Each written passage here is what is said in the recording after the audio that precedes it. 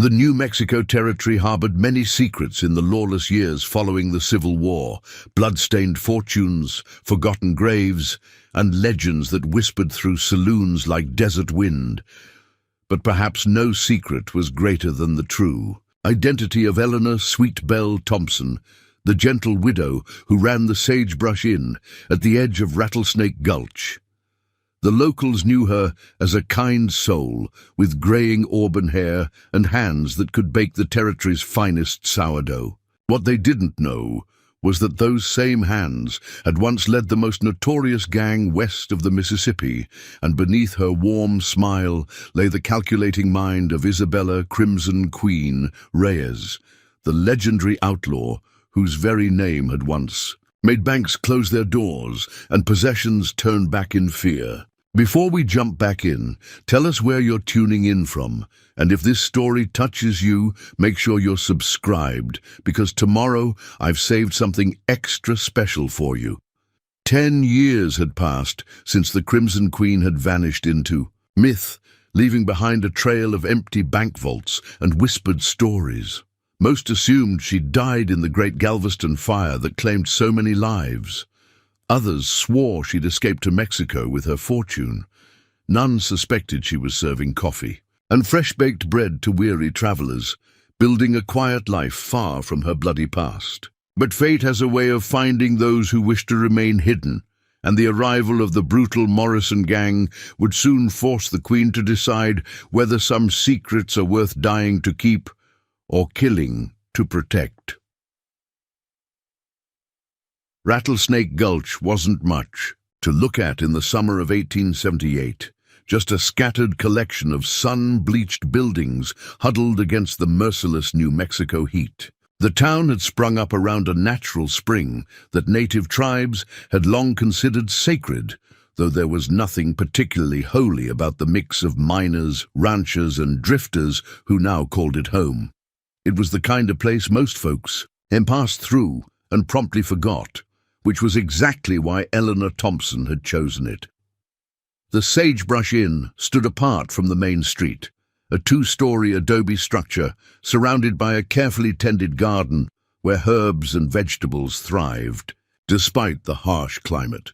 Eleanor had purchased the property 5 years earlier from a discouraged missionary for a handful of gold eagles that no one thought to question. She'd transformed the former mission into a respectable establishment known for its clean rooms, good food, and the proprietor's uncanny ability to calm even the rowdiest guests with nothing more than a steady gaze and gentle word. "More coffee, Mr. Martinez."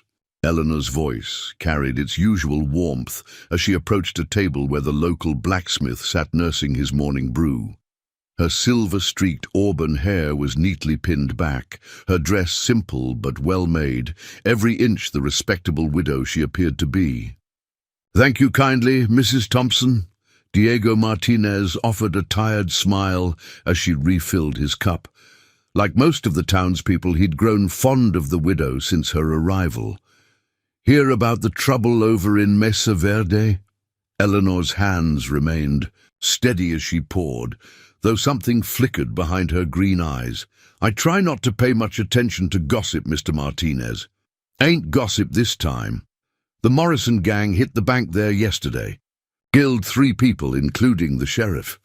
He shook his head grimly. "They're moving this way, word is. Sheriff Parker's organizing a militia, but Mesa Verde had a sheriff too," Eleanor finished softly. She set the coffee pot down with deliberate care, her movements precise in a way that might have seemed odd to a more observant witness. "Well, I suppose we'll all need to be extra cautious until they're caught." What Diego didn't notice, what none of them noticed, was how Eleanor's right hand briefly brushed the silver locket at her throat, a gesture that had nothing to do with widow's grief and everything to do with muscle memory.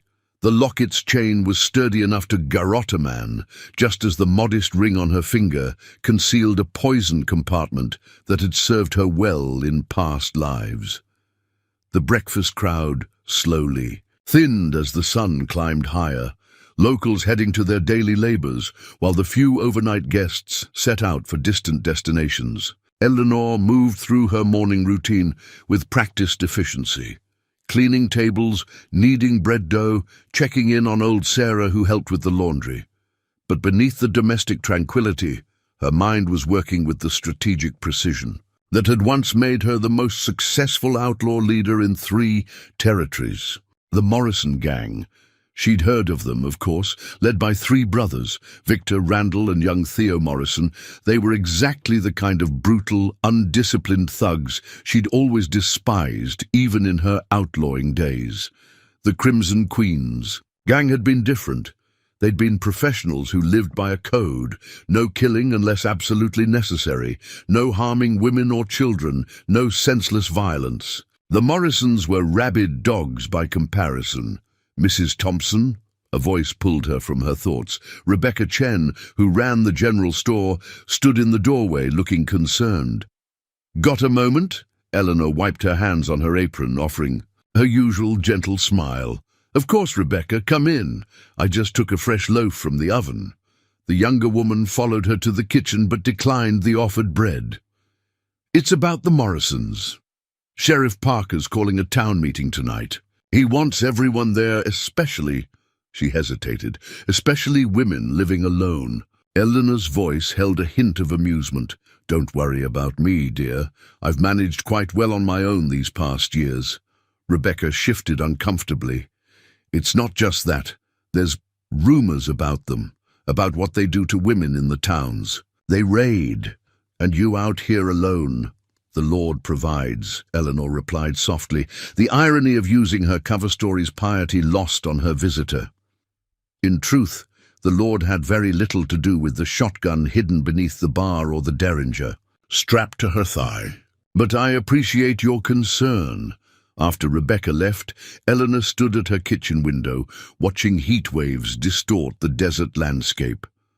Her hands moved automatically through the familiar motion of kneading dough, while her mind catalogued resources and options. The inn's position on the outskirts of town, once chosen for privacy, now presented tactical challenges.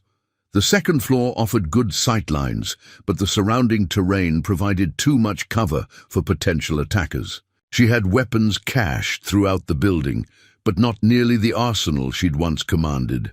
Most troubling was the question of exposure. A confrontation with the Morrisons would draw attention she couldn't afford. The Crimson Queen might be considered dead by most, but there were still substantial bounties on her head in several territories. All it would take was one person making the connection. The sound of approaching horses drew her attention. Through the wavering heat, she spotted 3 riders approaching from the east, trail-worn men with the hard eyes and casual alertness that marked them as something more dangerous than simple travelers. Not the Morrisons themselves, but likely scouts testing the town's defenses. Eleanor adjusted her apron, touched the locket at her throat, and prepared to greet her guests with the perfect blend of maternal concern and mild timidity that had become her armor.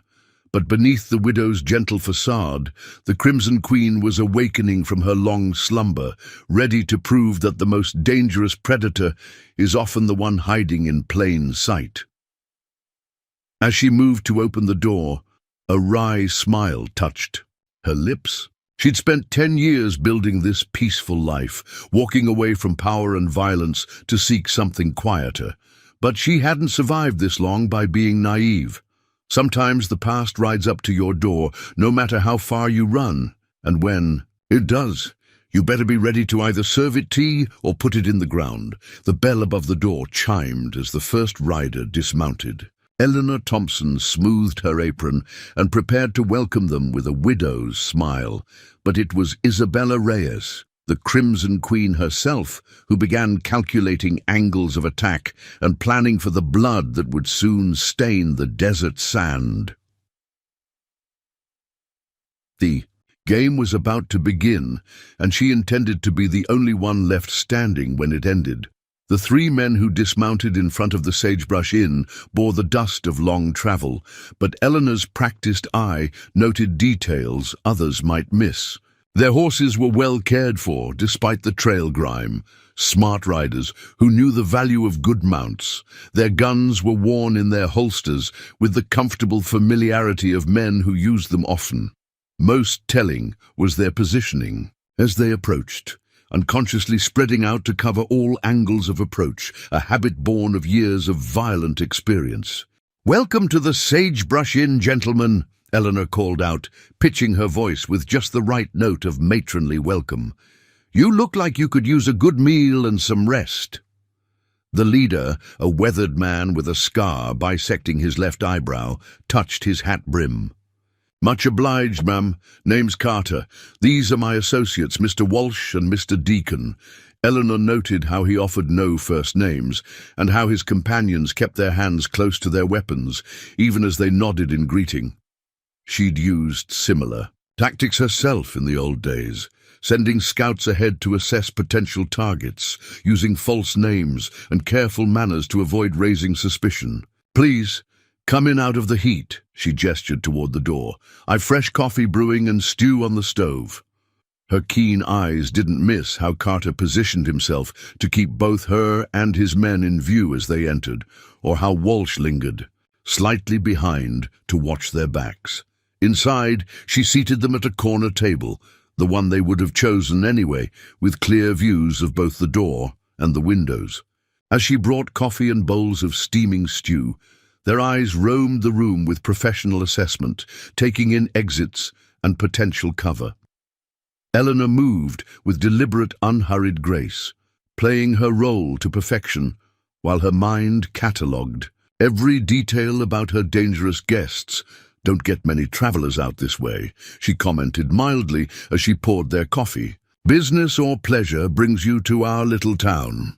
"Bit of both, ma'am," Carter replied, his smile not quite reaching his eyes. "Heard there might be opportunities in these parts." "Not much opportunity in Rattlesnake Gulch, I'm afraid," Eleanor sighed, layering her voice with just the right touch of wistful resignation. "Most folks just pass through on their way to somewhere else." "That's so?" Walsh spoke for the first time, his voice carrying a Texas drawl. "Seems like a nice, quiet place. Good place for folks who want to avoid complications." The implied threat was subtle but clear. Eleanor allowed a flicker of nervous confusion to cross her face, just what they'd expect from a simple widow. "Well, we do our best to keep to ourselves out here. Not much excitement, thank the Lord." She turned away to fetch more coffee, using the movement to conceal how her right hand briefly brushed the derringer hidden in her skirt folds. In her outlawing days, she'd have already marked these men for death. The Crimson Queen hadn't suffered threats lightly, but she wasn't that person anymore, or at least she couldn't appear to be. Preparing and narrating this story took us a lot of time, so if you are enjoying it, subscribe to our channel. It means a lot to us. Now back to the story. The men ate quietly, speaking little but watching much. Eleanor maintained her gentle efficiency, keeping their coffee cups full while seemingly oblivious to their scrutiny, but her mind was racing, evaluating options and planning contingencies. These men were definitely Morrison gang scouts, and their presence meant the main force wasn't far behind. Through the window, she spotted Rebecca Chen hurrying past, casting worried glances at the strangers' horses. The young shopkeeper's concern was touching, if naive. The real danger wasn't to Eleanor. It was to anyone who got in her way if she was forced to resurrect the Crimson Queen. As she refilled Carter's cup, he caught her wrist in a grip just tight enough to send a message. "Tell me something, Mrs. Thompson," she supplied, allowing a tremor of fear to enter her voice. "Eleanor Thompson. Mrs. Thompson. Women running a place like this alone must have some protection. A guard, maybe? Or some men who look out for you?" She pulled her wrist, free with carefully portrayed timidity. "I get by with the Lord's help, Mr. Carter, and the good people of the town look after their own." Deacon, who had been silent until now, gave a low chuckle. "Lord's help won't count for much when real trouble comes calling, ma'am. Eleanor stepped back, clutching her coffee pot like a shield. I should check on the bread in the oven. Please excuse me. In the kitchen, she allowed herself a moment of cold anger. The threat had been crude, lacking the finesse she'd demanded from her own people back in the day. The Morrison gang clearly recruited for brutality rather than intelligence. It would make them dangerous, yes, but also predictable. Through the kitchen window, she spotted Sheriff Parker riding toward the inn, likely drawn by reports of strange riders. His arrival would force her visitors to maintain their harmless traveler facade a while longer. Good. She needed time to prepare. Moving to the pantry, she quickly lifted a loose floorboard and retrieved a small key. The locked trunk in her bedroom held more than just widow's weeds. Guns, ammunition, and the tools of her former trade weighed within. She hadn't touched them in years, had prayed she'd never need to again. But as she heard the sheriff's boots on her porch, she knew her peaceful facade was about to be tested. Eleanor Thompson had spent 10 years building a life of quiet redemption. But the Crimson Queen had spent 20 years surviving by any means necessary. As she smoothed her apron and prepared to return to her guests, she wondered which woman would be serving breakfast tomorrow, and which of her visitors would be alive to eat it. Sheriff Thomas Parker wasn't a man easily rattled, but something about the three strangers in Eleanor Thompson's inn set his teeth on edge. 20 years wearing a badge had taught him to trust his instincts, and right now every one of them was screaming danger. "Afternoon, Mrs. Thompson," he called out as he entered, noting how the three men tensed slightly at his arrival. "Thought I'd stop by and check on things." Eleanor emerged from the kitchen, her face a perfect mask of gentle welcome. "Sheriff Parker, what a pleasant surprise. Coffee? Don't mind if I do." He settled his tall frame into a chair near the strangers' table, positioning himself to keep all three men in view. The scarred one, Carter, met his gaze with calculated neutrality. "Just passing through, Sheriff," Carter offered without being asked. "Fine establishment Mrs. Thompson runs here." Parker nodded slowly, accepting the coffee Eleanor poured. "That it is. We're mighty proud of our Mrs. Thompson." His emphasis on "our" was subtle but clear. "Town's been quiet lately, planning to keep it that way." The warning in his voice was unmistakable. Eleanor, moving between tables with practiced grace, felt a complex mix of emotions. Parker was a good man, trying to protect what he saw as a vulnerable widow. If he only knew she'd once led men like these on raids that made the Morrison gang look like amateur hour. "More coffee, Mr. Carter?" she asked, maintaining her role perfectly. Her hands remained steady as she poured, though her mind was racing through scenarios and contingencies. The timing of Parker's arrival was both helpful and complicated. His presence would keep the scouts in check, but it also meant more witnesses. If things went wrong, "Thank you kindly, ma'am." Carter's politeness had taken on a strained edge. "My friends and I were just discussing moving on soon. Got business further west." "So soon." Eleanor allowed just the right note of disappointed hospitality to color her voice. "I was about to take fresh bread from the oven." The conversation was a dance of hidden meanings and veiled threats, reminiscent of the diplomatic maneuvering she'd once conducted with rival gang leaders. But where the Crimson Queen would have met such challenges with subtle displays of power, Eleanor Thompson could only offer coffee and concerned glances. Through her window, she spotted Rebecca Chen, speaking animatedly with Diego Martinez outside the smithy. Word of the strangers was spreading through town, and with it, the tension that preceded violence.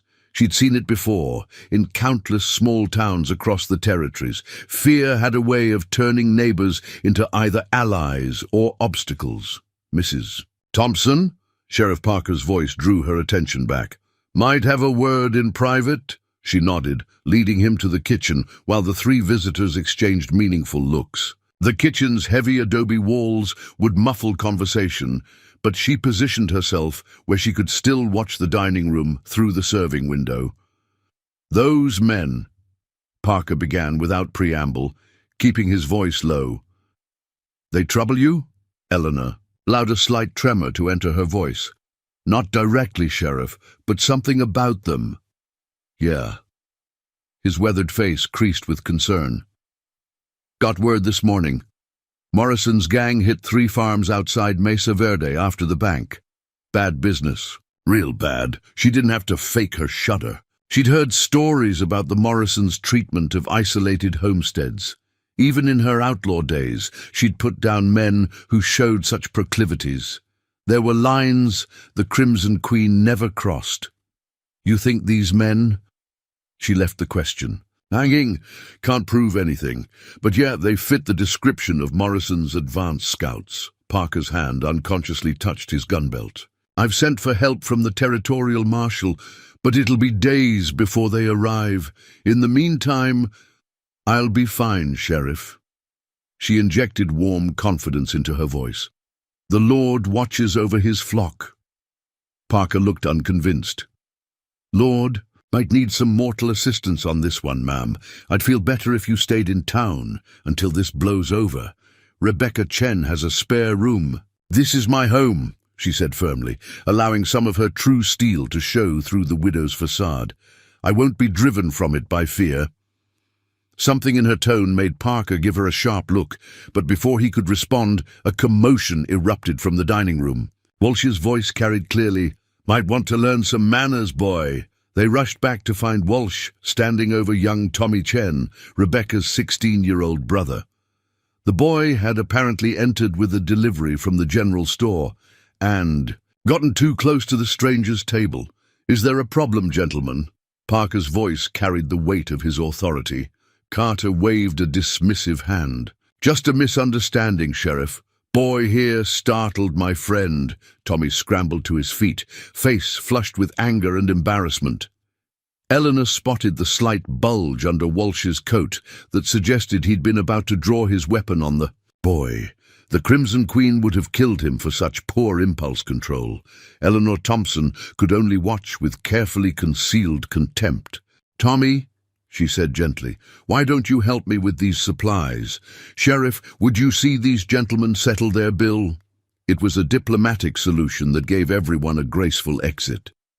As she led Tommy to the kitchen, she heard Carter and his men preparing to leave. Their attempt to scout the town had been compromised by Walsh's poor judgment. They'd report back to the Morrisons, and soon the real trouble would begin. "You all right, Tommy?" she asked, checking him for injuries. "The tea." Boy nodded, though his hands were shaking slightly. "I don't like them, Mrs. Thompson. The way they looked at you when the sheriff wasn't watching," her heart softened. In her years running the inn, she'd become genuinely fond of the Chen siblings. Rebecca's friendship and Tommy's earnest help had been bright spots in her carefully constructed new life. The thought of the Morrisons threatening them stirred something dangerous in her soul. "Sometimes men mistake kindness for weakness," she told him, unconsciously echoing words she'd once used in a very different context. "But the Lord has ways of protecting his own." After everyone had gone, the scouts riding east despite their claimed Western business, Parker returning to town with clear reluctance, Eleanor began her preparations. The trunk in her bedroom yielded familiar treasures, a matched pair of Remington revolvers, their grips worn smooth by years of use, a Winchester rifle that had seen her through countless tight spots, ammunition, gun oil, and the tools of her former trade. As she worked, muscle memory took over. Her hands remembered the rhythms of cleaning and loading, the precise movements that had once made her legend. The Crimson Queen had been more than just an outlaw leader. She'd been a symbol of precision and professionalism in a world of crude violence. Her gang had been feared not for brutality, but for ruthless competence. A knock at the door made her quickly hide the weapons. Rebecca Chen entered, carrying a basket of fresh vegetables.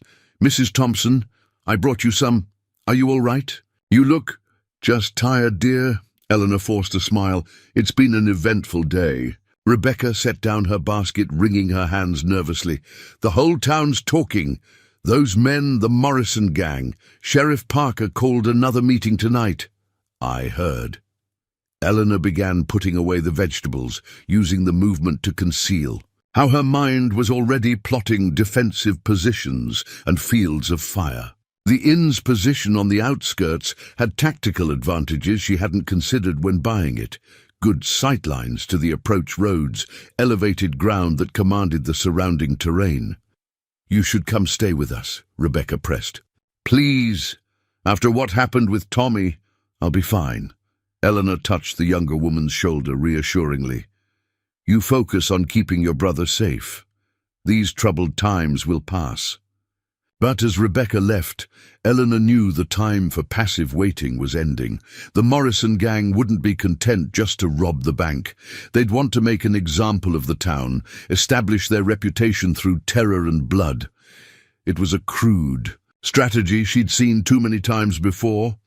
Standing at her window, watching the sun paint the desert gold, Eleanor Thompson felt the last decade of peaceful existence beginning to crack. She'd built this life carefully, brick by brick, relationship by relationship. She'd found a kind of redemption in serving others rather than commanding them, in nurturing rather than destroying. But as the shadows lengthened across her carefully tended garden, she felt the Crimson Queen stirring to life in her soul. The question was no longer whether her past would resurface, but how many would die when it did. She touched the locket at her throat, remembering the weight of leadership and the price of power. God forgive me, she whispered, though she wasn't sure if she was asking forgiveness for her past sins or for the ones she was about to commit. The sun sank behind the mountains, and in the growing darkness, Eleanor Thompson began to fade away, leaving only the deadly precision of the Crimson Queen. Later that evening, as she prepared for the town meeting, Eleanor heard horses approaching. Her hand instinctively moved to the derringer hidden in her skirts, but it was only Dr. Sarah Blackwood, the town's physician, riding up with her medical bag. Evening, Eleanor, the doctor called out, dismounting with the ease of someone who spent more time on horseback than in an office. Thought I'd check on you before the meeting. Eleanor relaxed slightly. Sarah Blackwood was perhaps the closest thing she had to a true friend in Rattlesnake Gulch. The doctor was a woman who understood the need for reinvention.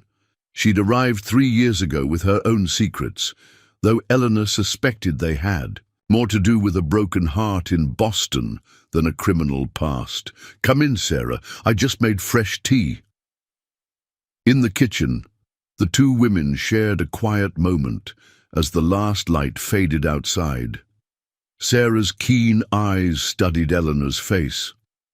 You're preparing for trouble. It wasn't a question. Eleanor poured tea with steady hands. A woman in my position must always be prepared. A woman in your position, Sarah repeated softly.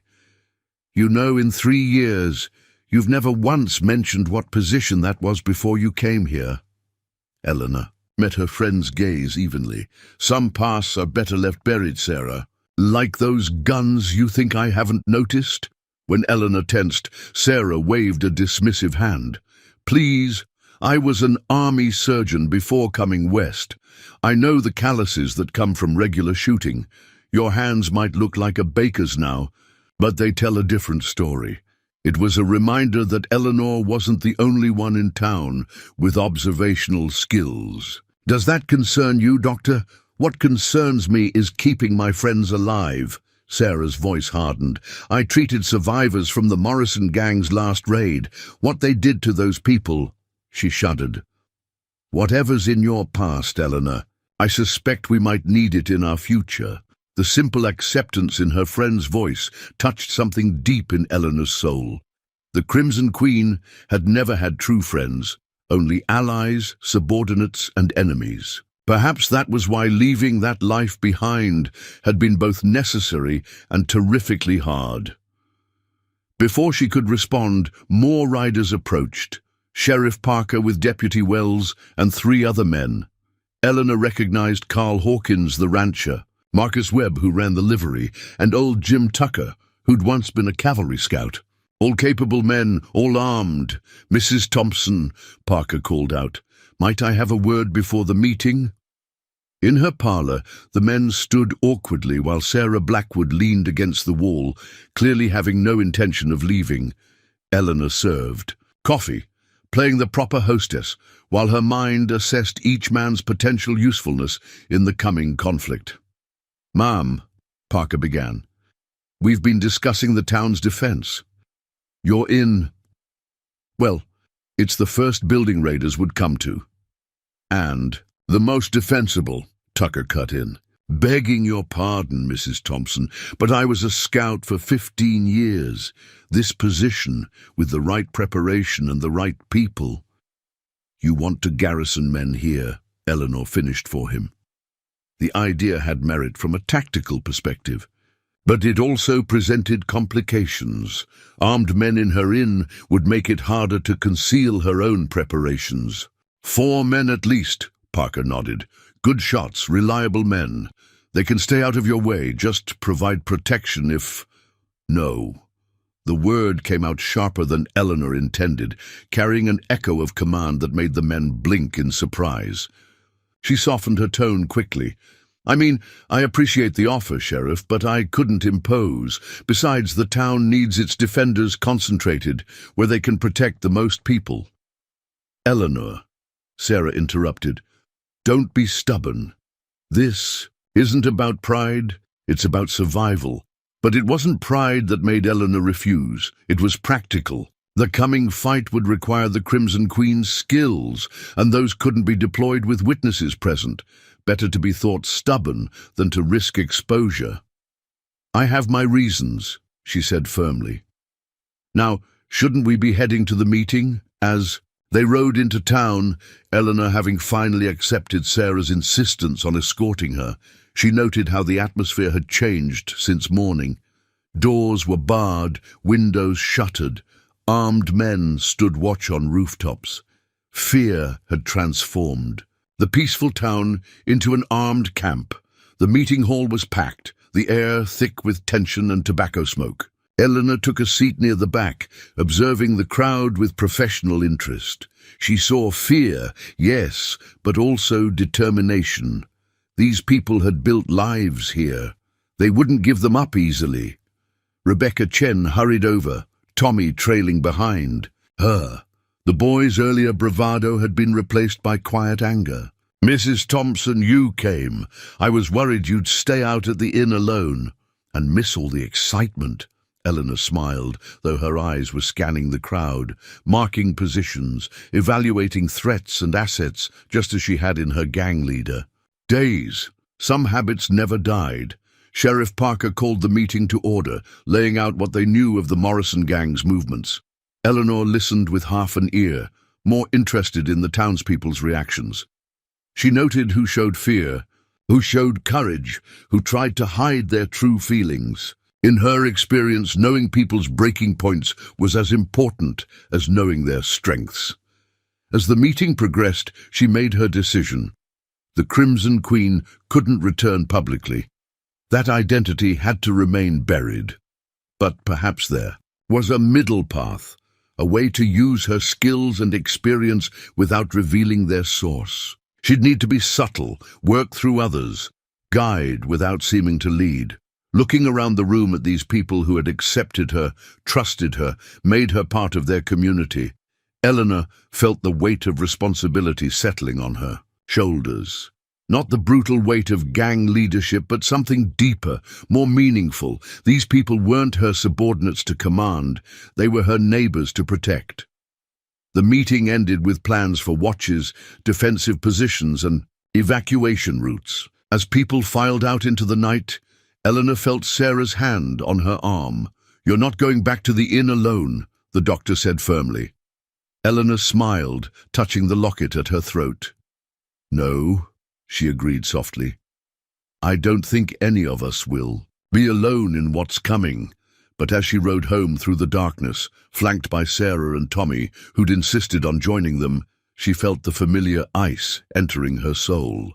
The Crimson Queen had ruled through fear and cunning. Eleanor Thompson had built a life on kindness and trust. Now she would need to find a way to be both and neither, if any of them were going to survive. Dawn broke over Rattlesnake Gulch with an unnatural stillness. Eleanor stood at her inn's second-floor window, watching the sun paint the desert in shades of blood and gold. She hadn't slept. The night had been spent making preparations that would have seemed strange to anyone who thought they knew the gentle widow Thompson. The floorboards in the main dining room had been subtly loosened in strategic places, creating hidden caches for weapons. Furniture had been shifted inches at a time, transforming the familiar space into a deadly maze of choke points and crossfire zones. Even her beloved garden had been repurposed, certain plants now concealing tripwires and other surprises she remembered from her outlaw days. "Quite a view," Sarah Blackwood's voice carried from behind her.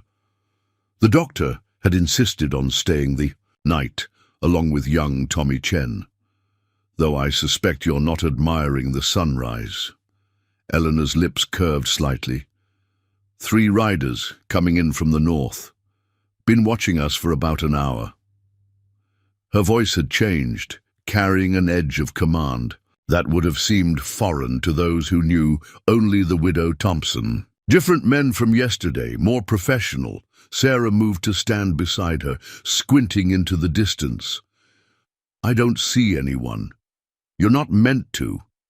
Eleanor touched the locket at her throat, a gesture that had become almost unconscious. "In my previous life, I learned that the most dangerous observers are the ones who know how to stay hidden."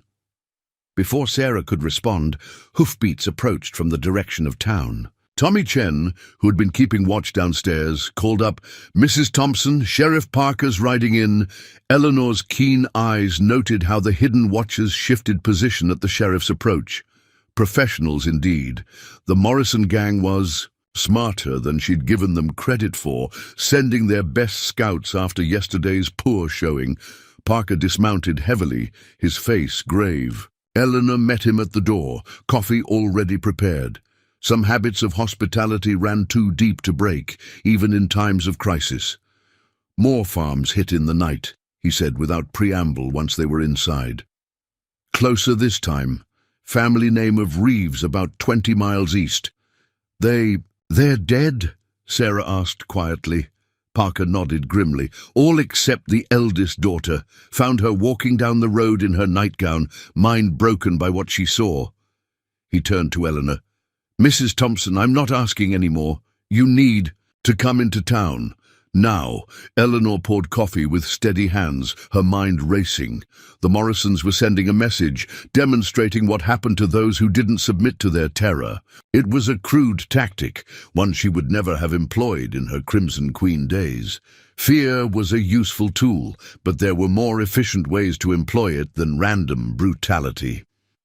"I appreciate your concern, Sheriff," she said softly, "but I have preparations of my own to make." "Preparations?" Parker's voice rose slightly. "Ma'am, with all due respect, what preparations could possibly—" The sound of approaching riders cut him off. Through her carefully positioned mirrors, Eleanor caught glimpses of men approaching from multiple directions. Too many for another. "Scouting party. Tommy," she called out calmly, "be a dear and fetch my shawl from upstairs, the blue one." It was a prearranged signal. The boy immediately headed upstairs to the defensive position they'd prepared the night before. "Sarah, perhaps you could check our medical supplies." Another coded message. The doctor nodded and moved smoothly toward the kitchen where a loaded shotgun waited. "Mrs. Thompson," Parker started, but she cut him off with a gesture that carried echoes of command. "Sheriff, I believe we're about to have visitors, hostile ones." Her voice had changed completely, losing all trace of the widow's gentle tones. "You can either trust that I know what I'm doing, or you can interfere and likely get us all killed. Your choice." Parker stared at her, seeing something in her bearing that made him reassess everything he thought he knew about Eleanor Thompson. Before he could respond, 6 riders emerged from the morning haze, approaching her inn with casual menace. Eleanor recognized their leader immediately from wanted posters and whispered descriptions. Victor Morrison himself, the eldest and most brutal of the Morrison brothers. He was a big man with a face like carved granite and eyes that reminded her of a rattlesnake's cold gaze. "Well, well," Morrison's voice boomed across her yard. "The famous Widow Thompson. Heard you were entertaining. Some friends of mine." Eleanor stepped onto her porch, portraying the perfect image of a concerned hostess. "Mr. Morrison, I presume. Your men mentioned you might be passing through." Every word was carefully chosen, letting him know she'd recognized his scouts while maintaining her harmless facade. Morrison's eyes narrowed slightly. Behind him, his men spread out in a standard attack formation. Eleanor noted their positions with professional appreciation, even as she counted weapons and evaluated threats. These weren't common bandits. They moved with military precision. "Passing through?" Morrison smiled, showing too many teeth. "Yes, ma'am, you might say that. Though how long we stay depends on how hospitable the locals prove to be." Parker had moved to stand beside Eleanor, his hand near his gun. She wanted to tell him to stand down. He was good with a gun, but this wasn't his kind of fight.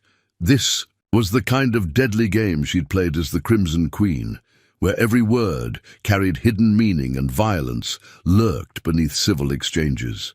"I'm sure we can come to an arrangement," Eleanor said smoothly. "Perhaps if you and your men would care to come in, we could discuss terms over coffee." Morrison's laugh was harsh. "Ain't here for coffee, ma'am. Way I hear it, you've been giving shelter to men who mean me and mine harm. Sheriff Parker here, for instance, has been asking too many questions about my business." "Simply doing my job," Parker said firmly, though Eleanor felt him tense beside her. "Your job." Morrison spat too. "One side, your job's about to change, lawman. From here on out, you work for me. This town, these people, they're mine now. Everyone gives different answers to my brothers." As if on cue, more riders appeared. At least 15 men, including Randall and Theo Morrison. They'd surrounded the inn while their leader talked. A tactic Eleanor herself had used many times, but they'd made one crucial mistake. They thought they were dealing with a widow and a small-town sheriff. They had no idea they were facing the legendary Crimson Queen. "I'm afraid that won't be possible," Eleanor said softly, her voice carrying that deadly calm her old gang members had learned to fear. "You see, Mr. Morrison, some of us have seen your kind before. Men who mistake brutality for strength, who think terror is the same as respect." Something in her tone made Morrison's snake eyes narrow further. Behind him, his more experienced men shifted uneasily in their saddles, sensing something dangerous in this seemingly harmless woman. "Careful, woman," Morrison growled. "Braver folks than you have learned the price of defiance." Eleanor's smile was cold as desert frost. "Have they? Or have you simply never met anyone who knows exactly how many men it takes to die before a gang loses its appetite for blood?" The threat was subtle, but clear. Morrison's face darkened with rage. "Burn it," he snarled to his men. "Burn it all, and then with it, make an example." But as his men moved to comply, Eleanor's careful preparations came into play. Tommy, positioned upstairs with her old Winchester, fired first, taking Morrison's hat off with surgical precision. Sarah's shotgun roared from the kitchen window, sending 2 raiders tumbling from their horses, and Eleanor Thompson seemed to vanish, replaced by a figure from legend. Her movements were liquid grace as she drew twin revolvers from hidden holsters. The first 2 shots emptied saddles with mechanical precision. The third caught Theo Morrison's gun hand, sending his weapon spinning away before he could aim. "Inside," she commanded Parker, her voice carrying the authority of someone used to being obeyed in combat. "Now!" The sheriff, to his credit, didn't argue. He'd seen enough to know he was witnessing something beyond his experience. As bullets began to fill the air, Eleanor Thompson, the quiet widow who baked bread and served coffee, transformed completely into something deadly and precise. The Crimson Queen had returned, and blood would paint the desert sand before she was finished. The next few moments were pure chaos, but to Eleanor, time seemed to slow. Each movement, each shot, was calculated with the precision that had made her legendary. She rolled behind one of her carefully positioned barrels as return fire splintered her porch railing, already marking her next targets. "Sarah," she called out. "Pattern 3. The doctor, who'd absorbed Eleanor's combat instructions with surprising speed the night before, immediately shifted her fire to the raiders, trying to circle around back. The shotgun's boom was followed by cursing and the sound of falling bodies. Inside, she heard Parker shouting orders to Tommy, directing the boy's rifle fire with professional skill. Good. The sheriff had adapted quickly to the situation, putting aside his questions to focus on survival. "Victor!" Randall Morrison's voice carried over the gunfire. "That ain't no widow! The way she moves!" Eleanor allowed herself a cold smile as she put a bullet through a raider's shoulder. The Morrison gang was finally realizing their mistake. But it was already too late. She'd positioned every piece of this deadly game exactly where she wanted it. "Pull back!" Victor Morrison commanded, real fear entering his voice for the first time. "Regroup at the rocks." But Eleanor had anticipated this too. As the raiders tried to retreat to the boulder-strewn area east of her inn, hidden tripwires sent horses stumbling. The carefully planned crossfire from her windows turned the attempted withdrawal into a killing ground. "Mrs. Thompson," Tommy's voice carried from upstairs. "Riders coming from town." She risked a glance and saw dust rising on the road, reinforcements from Rattlesnake Gulch drawn by the gunfire. The timing was problematic. She hadn't planned on witnesses to her full capabilities. "Sarah," she called out, switching smoothly to her widow's voice. "I believe our guests are leaving. Perhaps we should tend to the wounded." The doctor caught her meaning immediately. By the time help arrived, Eleanor Thompson would be back in character, a lucky survivor rather than the architect of the Morrison gang's bloodiest defeat. Victor Morrison, nursing a bullet wound in his arm, gathered his remaining men.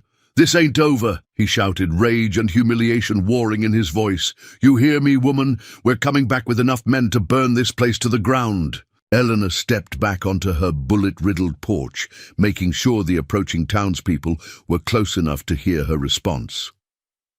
"Mr. Morrison," she called out, her voice carrying just the right note of matronly disappointment, "I do wish you'd reconsider. I just baked fresh apple pie." The incongruity of her words, delivered while dead and wounded men lay scattered across her yard, seemed to unnerve Morrison more than any threat could have. He wheeled his horse around, leading his chastened forces in a retreat that bordered. En route, Jim Tucker arrived first, with a group of armed townsmen, their horses lathered from hard riding. They pulled up short, staring at the scene of carnage before them. "Mrs. Thompson." Tucker's voice carried equal parts awe and disbelief. "Are you... What happened here?" Eleanor was already shifting back into her widow persona, though she kept her hands close to her hidden weapons. "Oh, Mr. Tucker, thank heavens you've come. Those horrible men." She let her voice tremble slightly. "If it weren't for Sheriff Parker's bravery and dear Sarah's presence of mind with Father's old shotgun." Parker, emerging from the inn, gave her a long look, but played along. "Seems our Mrs. Thompson is full of surprises." Had the presence of mind to send Tommy upstairs with a rifle while we held them off. Sarah joined them, her doctor's instincts taking over as she moved to check the wounded raiders. "Some of these men need immediate attention. Mr. Tucker, could you send someone for my supplies from the clinic?" The scene quickly transformed into one of organized chaos as more townspeople arrived. Eleanor moved through it all with perfect composure, serving coffee to the shocked defenders while providing a carefully edited version of events that credited luck and the sheriff's leadership for their survival. But she knew this was only the beginning. Victor Morrison had recognized something in her movements, something that would nag at his memory. He'd be back, and next time he'd bring an army. Later, after the wounded had been tended and the dead carried away, Sarah cornered her in the kitchen. "Want to tell me what really happened out there?" the doctor demanded quietly. "Because I've seen combat medicine in the war, and those weren't the wounds of a lucky defense. Those men were taken apart by someone who knew exactly what they were doing." Eleanor met her friend's gaze steadily. "Would the truth make you think less of me?" "The truth," Sarah replied, "is that you just saved all our lives with skills no simple widow should possess. I'm not sure I want to know where you learned them, but I'm damn glad you did." Before Eleanor could respond, Parker joined them. The sheriff's weathered face was troubled. "Ma'am, we need to talk about what happened." "Here." "About who you really are." "Do we, Sheriff?" Eleanor's voice carried a warning edge. "Or do we need to focus on preparing for what's coming next?" Parker studied her for a long moment. "Those men you killed, 3 of them were former cavalry. 2 more were experienced gunmen with prices on their heads. No ordinary woman could have—" "Perhaps," Eleanor cut him off gently, "there are questions better left unasked, especially when the answers might complicate your duty as a lawman." Understanding dawned in Parker's eyes. Whatever suspicions he had about her true identity, he was choosing to let them rest. Sometimes, he realized, justice wore strange disguises. The rest of the day passed in a blur of activity. Eleanor supervised repairs to her inn while quietly repositioning her defenses. The Morrison gang would analyze their failure, adapt their tactics. Next time, they'd be ready for a fight. But so would she. As she worked, her mind was already spinning plans within plans. The Crimson Queen hadn't survived so long by being predictable. Victor Morrison thought he'd faced her best defense, but he had no idea what she was truly capable of. Tommy Chen, helping her board up broken windows, paused in his work. "Mrs. Thompson, can you teach me to shoot like that?" She looked at the boy thoughtfully. In her outlaw days, she'd trained many young recruits, molding them into the most disciplined gang in the territories. But that had been different. They'd chosen that life. Tommy deserved better. "Some skills," she said carefully, "come with a price that's too high for good people to pay. Better you learn from Sheriff Parker. He'll teach you to protect what matters without losing yourself." But as she watched the sun set through her damaged windows, Eleanor knew she was past such concerns for herself. The Crimson Queen had been many things: outlaw, leader, legend, but never a protector. Now, watching the townsfolk work together to strengthen their defenses, she felt something new stirring in her soul. She'd spent 10 years hiding from her past, building a life based on gentle deception. But perhaps it was time for the Widow Thompson and the Crimson Queen to find a balance. Not for her own sake, but for the people who had given her a home when she'd needed one most. "More coffee, Sheriff," she called out, playing her role perfectly, even as her mind calculated ammunition stores and defensive positions. The coming storm would test them all, but she'd faced worse odds in her time. After all, as she'd once told her gang long ago, the most dangerous predator is the one everyone underestimates. Night fell over Rattlesnake Gulch like a velvet shroud, bringing with it an uneasy quiet. The day's violence had left its mark, bloodstains in the dust that no amount of scrubbing could fully erase, bullet holes in adobe walls, and most significantly, whispered questions about the Widow Thompson that no one quite dared to ask aloud. Eleanor stood at her second-floor window, watching the moonlight paint silver shadows across her yard. She'd spent the afternoon maintaining her carefully constructed facade, serving coffee to the townspeople who came to help with repairs, deflecting questions with gentle smiles, playing the role of the fortunate survivor.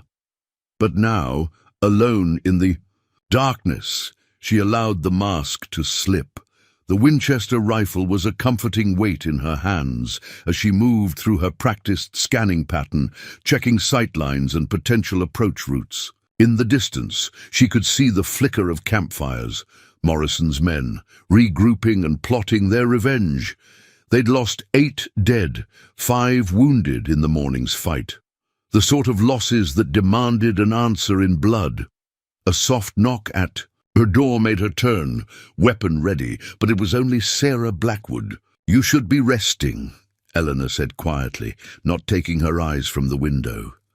"So should you." The doctor moved to stand beside her, studying her friend's profile in the moonlight. "But I suspect the Crimson Queen doesn't rest much on nights." "Like this?" Eleanor went very still. "What did you say?" "I was an army surgeon during the war," Sarah replied calmly. "Spent time in Texas afterward. Heard stories about a woman gang leader who ran the most disciplined outfit in 3 territories. They said she could outshoot any man, outthink any lawman, and that she never killed without purpose." She paused. "They also said she vanished 10 years ago, around the same time a mysterious fire claimed a dozen lives in Galveston." "Stories," Eleanor said softly, "have a way of growing in the telling." "Indeed." Sarah's voice held no judgment. "Just like the story of how a widow with no apparent combat experience managed to outmaneuver and outfight 20 professional killers. This morning," before Eleanor could respond, movement in the yard caught her attention. A lone figure was approaching on foot, hands raised in the universal gesture of parley. The moonlight revealed it to be Randall Morrison, the middle brother. "Company," Eleanor murmured. "Get Parker. Tell him to watch the flanks. This could be a distraction." Sarah nodded and slipped away as Eleanor moved downstairs. She positioned herself carefully before opening the door, making sure any hidden shooters would find only shadows where she should be.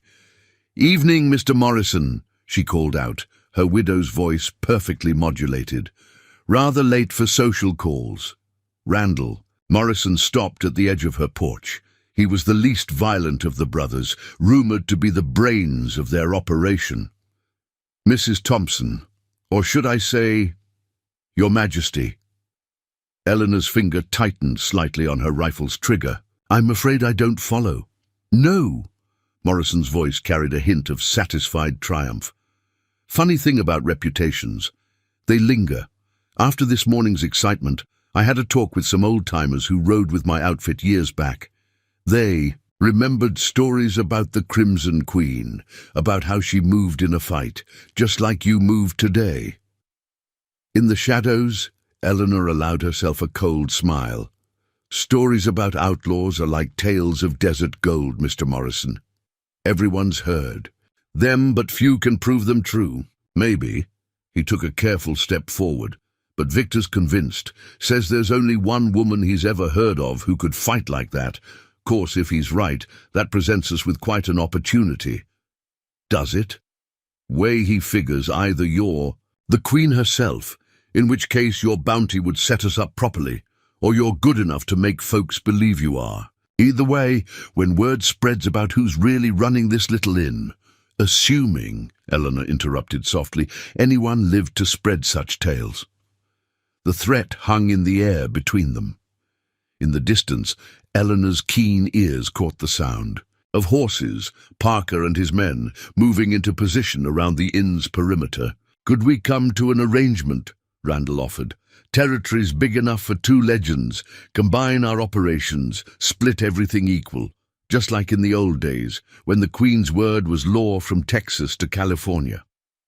For a moment, Eleanor felt the temptation. Not of power, she'd had her fill of that, but of simplicity. The outlaw's life had clear rules, uncomplicated loyalties. Being the Crimson Queen had been easier in many ways than maintaining the widow Thompson's careful deceptions. But then she thought of Tommy Chen's eager face as he helped repair her windows, of Rebecca's friendship, Sarah's quiet understanding, the town's trust. She built something real here, something that mattered more than power or reputation. "An interesting offer," she said finally, "but I'm afraid I must decline. You see, Mr. Morrison, I have pies in the oven." He stared at her, confused by the non sequitur, then stiffened as he felt the press of multiple rifle barrels emerging from the shadows around him. Sheriff Parker's men had him surrounded. "Ma'am," Parker's voice carried from the darkness, "everything all right?" "Perfectly fine, Sheriff," Eleanor replied pleasantly. "Mr. Morrison was just leaving, though." She let her voice harden slightly.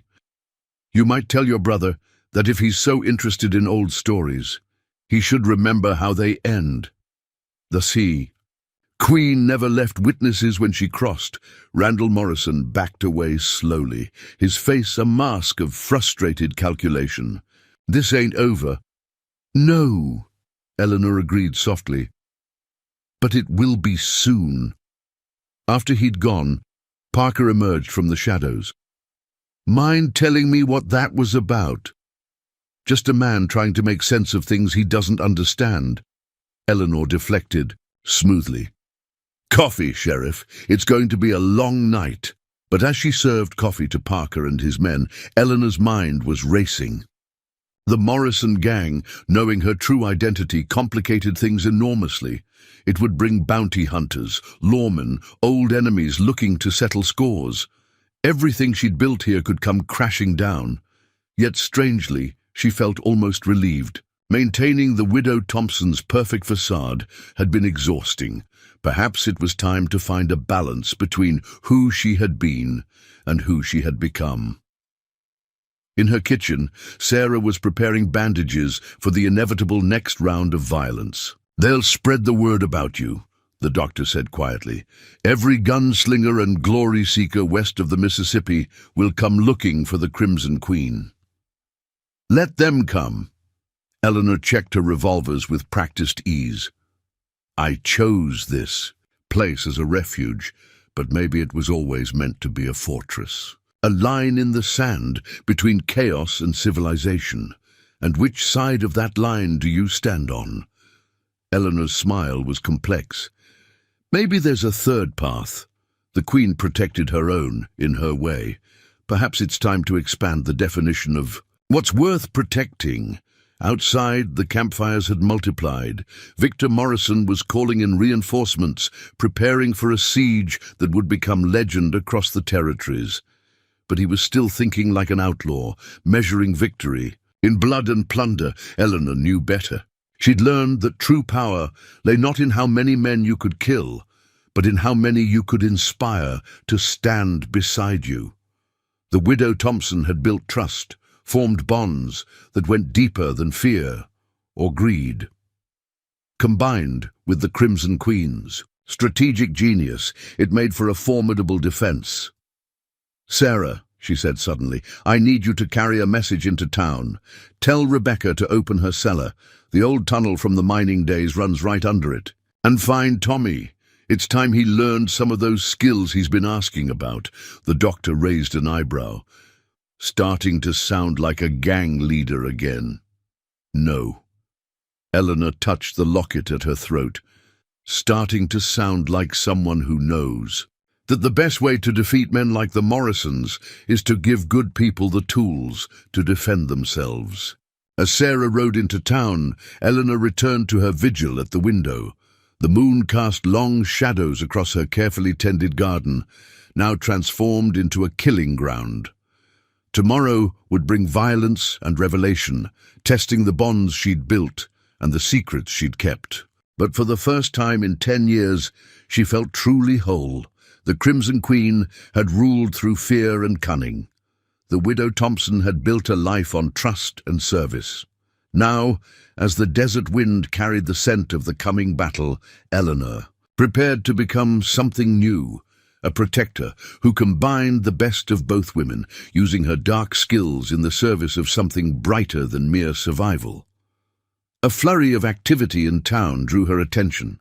Through her carefully positioned mirrors, she caught glimpses of riders moving in the darkness. Not Morrison's men, but townspeople mobilizing under Parker's direction. The sheriff was proving more adaptable than she'd expected. quickly grasping the principles of defense she'd subtly suggested during their earlier conversations. "Mrs. Thompson," Tommy's voice carried from below, "Dr. Blackwood sent me. Said you needed help with something important?" Eleanor smiled slightly. The boy had natural talent. She hadn't even heard him approach. "Come up, Tommy, and bring that rifle of yours." As he joined her at the window, she studied him with professional assessment. Young, yes, but with the same steady hands and quick mind she'd once looked for in potential recruits. In another life, she'd have made him a scout, taught him the intricate dance of surveillance and counter-surveillance that had kept her gang one step ahead of the law. "See those campfires?" she asked, pointing to the distant lights. "Tell me what you notice." Tommy squinted into the darkness. "They're spread out funny. Some seem brighter than they need to be." "Good." She nodded approvingly. "They're trying to make their numbers look larger than they are. Classic intimidation tactic. But look there and there." She pointed to darker patches between the fires. "That's where their real strength is concentrated." "How can you tell?" "Experience." She touched his shoulder gently. "Tommy, what I'm about to teach you, it's not just about shooting. It's about understanding how men think when they're planning violence. Are you sure you want to learn that?" The boy's face hardened with memory. "After what they did to the Reeves family? Yes, ma'am. I want to learn everything." Eleanor felt a familiar ache. She'd seen that same determination in other young faces and taught them to channel it into deadly skill. Some had died. Others had become as brutal as the men they fought. But perhaps this time could be different. Very well. She began explaining the basics of tactical observation, the same lessons she'd once used to train her elite scouts. But this time she added something new, wisdom about when not to fight, how to protect without destroying, ways to use skill as a deterrent rather than just a weapon. A knock at the door interrupted them. Rebecca Chen entered, carrying a large basket.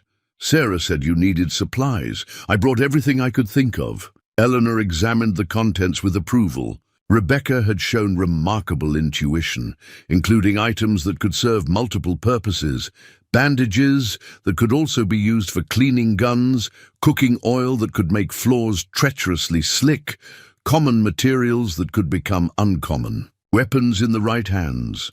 "Perfect," Eleanor said softly. "Rebecca, I need you to help coordinate between Sarah and the other women in town. They'll be crucial for what's coming." "The other women?" Rebecca looked confused. "But surely when the fighting starts..." "When the fighting starts," Eleanor interrupted firmly, "we'll need every advantage. The Morrisons expect men with guns. They won't expect messages passed through laundry lines or children carrying vital intelligence or women noting every detail about their movements while serving food and coffee." Understanding dawned in Rebecca's eyes. "Like you've been doing all these years, watching, learning, preparing." Just so. Eleanor allowed some of her true self to show through the widow's mask. A wise leader uses every resource, every advantage. "The Morrisons think strength lies in violence alone. We'll show them otherwise." As if to punctuate her words, a shot rang out in the darkness. Everyone tensed, but Eleanor merely smiled. "Right on schedule. That'll be Jim Tucker's boys, testing their ranges just like I suggested to Parker. The Morrisons will waste ammunition, shooting at shadows all night." She turned to Tommy. "Lesson 1. The mind is a weapon too. Sometimes the best way to defeat an enemy is to make them defeat themselves." Through the night, Eleanor continued teaching, not just Tommy, but Rebecca, and others who came seeking guidance. She taught them to move silently, to observe keenly, and to think tactically. But more importantly, she taught them to work together, to transform their community's bonds into a defensive strength the Morrisons couldn't match. Sarah returned near midnight, carrying news from town. "Parker's got men positioned according to your suggestions. The mining tunnels are ready. But there's something else. Riders came in from the south, word spreading about the Crimson Queen being alive. Eleanor had expected this. How are people taking it? Mixed reactions. Some are scared, others excited. Old Jim Tucker claims he rode with your gang once, back in '66. Did he now? Eleanor's smile held genuine amusement. Funny, I don't recall him. Though there was a Tucker boy, young, eager, a bit reckless, lost him in a shootout near El Paso. His brother, Sarah said softly. Jim's been carrying that guilt a long time. Eleanor nodded thoughtfully. The past had a way of creating unexpected connections. Have him coordinate our scouts. He'll understand the importance of keeping young men like Tommy alive. As the night deepened, more townspeople arrived seeking instruction or offering support. Eleanor moved among them with fluid grace, shifting seamlessly between the widow's gentle guidance and the Queen's tactical precision. She was becoming something new, she realized. Not just a fusion of her two identities, but a leader of a different kind. Mrs. Thompson. It was Marcus Webb from the livery. Found something you might want. He held out a worn leather gun belt, the holsters clearly custom-made. For a smaller frame. Belonged to my sister. She rode with... well, with you, I reckon. Back when you were... I remember Maria, Eleanor said softly. She was brave and skilled. Saved my life in Tucson. Marcus nodded, fighting emotion. Died protecting innocent folks. For men like the Morrisons. Reckon she'd want you to have these back. Eleanor took the gun belt reverently. She remembered commissioning these holsters, designed specifically for quick drawing while riding. Maria had been one of her best deputies, embodying the code of honor that had set the Crimson Queen's gang apart from common bandits. I'll use them well, she promised, and Marcus, Maria would be proud of what you've built here. As she buckled on the familiar weight, Eleanor felt the last barriers between her two lives beginning to dissolve. The widow Thompson's compassion and the Queen's lethal skill were merging into something stronger than either alone. A defender who could nurture what was good while standing firmly against what was evil. Near dawn, she gathered her impromptu council, Sarah, Parker, Rebecca and Tommy, in her kitchen. The same room where she'd served countless meals now became a war room, with maps spread across her familiar table. Tomorrow, she said quietly, the Morrisons will expect us to break, to run or surrender or die. They think they're facing a town defending itself. We need to show them they're facing something else entirely, a community that's learned to combine hospitality with strength, mercy with justice. Like you have? Sarah asked pointedly. Eleanor touched the locket at her throat. Perhaps that's what I've been learning these 10 years. The Queen fought for power, the widow fought for peace.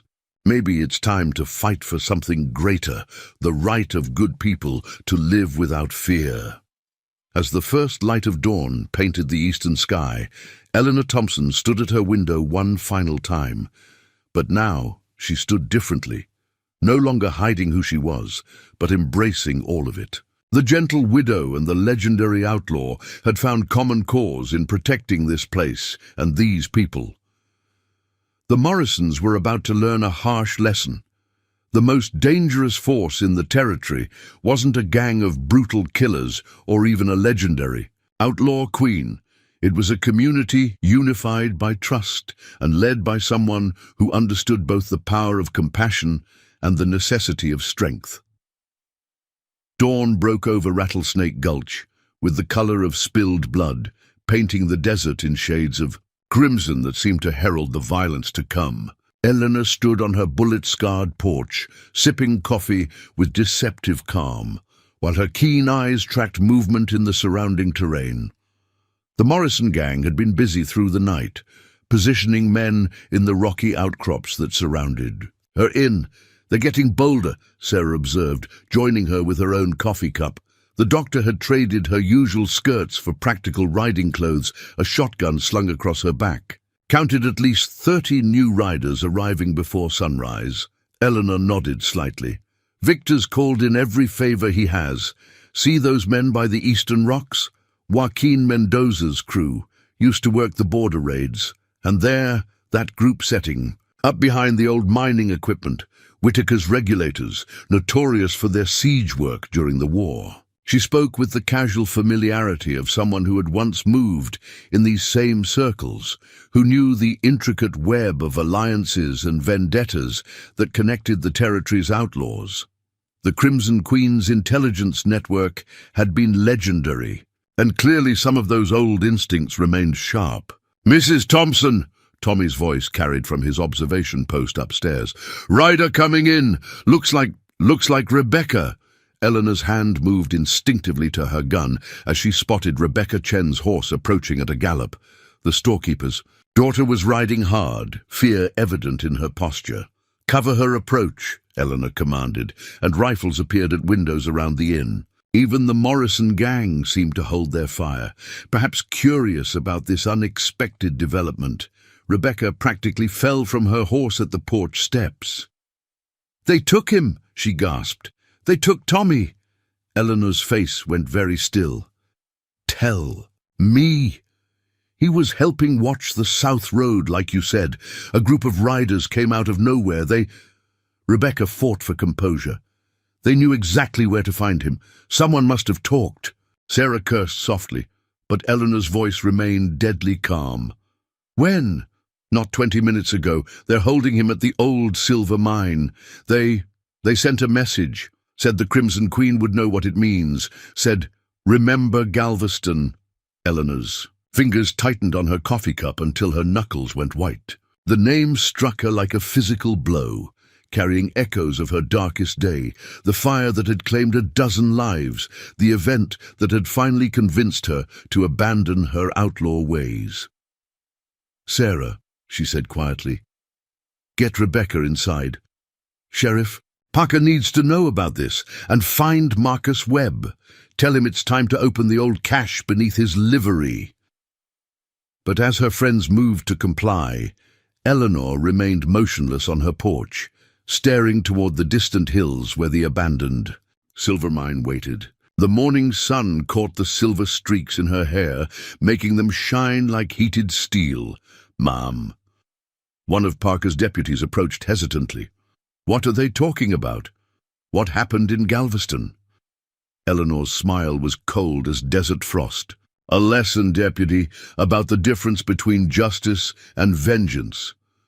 She turned to enter the inn, her movements carrying that fluid grace that marked her as something far more dangerous than a simple widow. "One I fear I'll have to teach again." Inside, she moved quickly to her bedroom, unlocking the trunk that held the remnants of her past. Beneath the false bottom lay items she hadn't touched in a decade. A black duster coat whose hidden pockets could hold an arsenal, a silver-mounted gun belt that had become legend in its own right, and most significantly, a crimson silk scarf that had given her her name. "You're not going alone." Sarah stood in the doorway, watching her friend transform. "Whatever happened in Galveston 10 years ago?" Eleanor interrupted softly, checking her weapons with practiced efficiency. "The Morrison brothers worked for me. They were part of a crew assigned to hit a bank in Galveston. Simple job meant to be bloodless, but they got greedy, started shooting, set fire to the building to cover their escape." She paused, touching the locket at her throat. 12 people died in that fire, including a group of children who'd been visiting their fathers at work. I hunted down every man responsible, made examples of them. The Morrison brothers escaped, only because they'd already run, knowing I'd come looking, and now they're using it against you. Sarah's voice held a grim understanding. "Playing on your guilt to draw you out.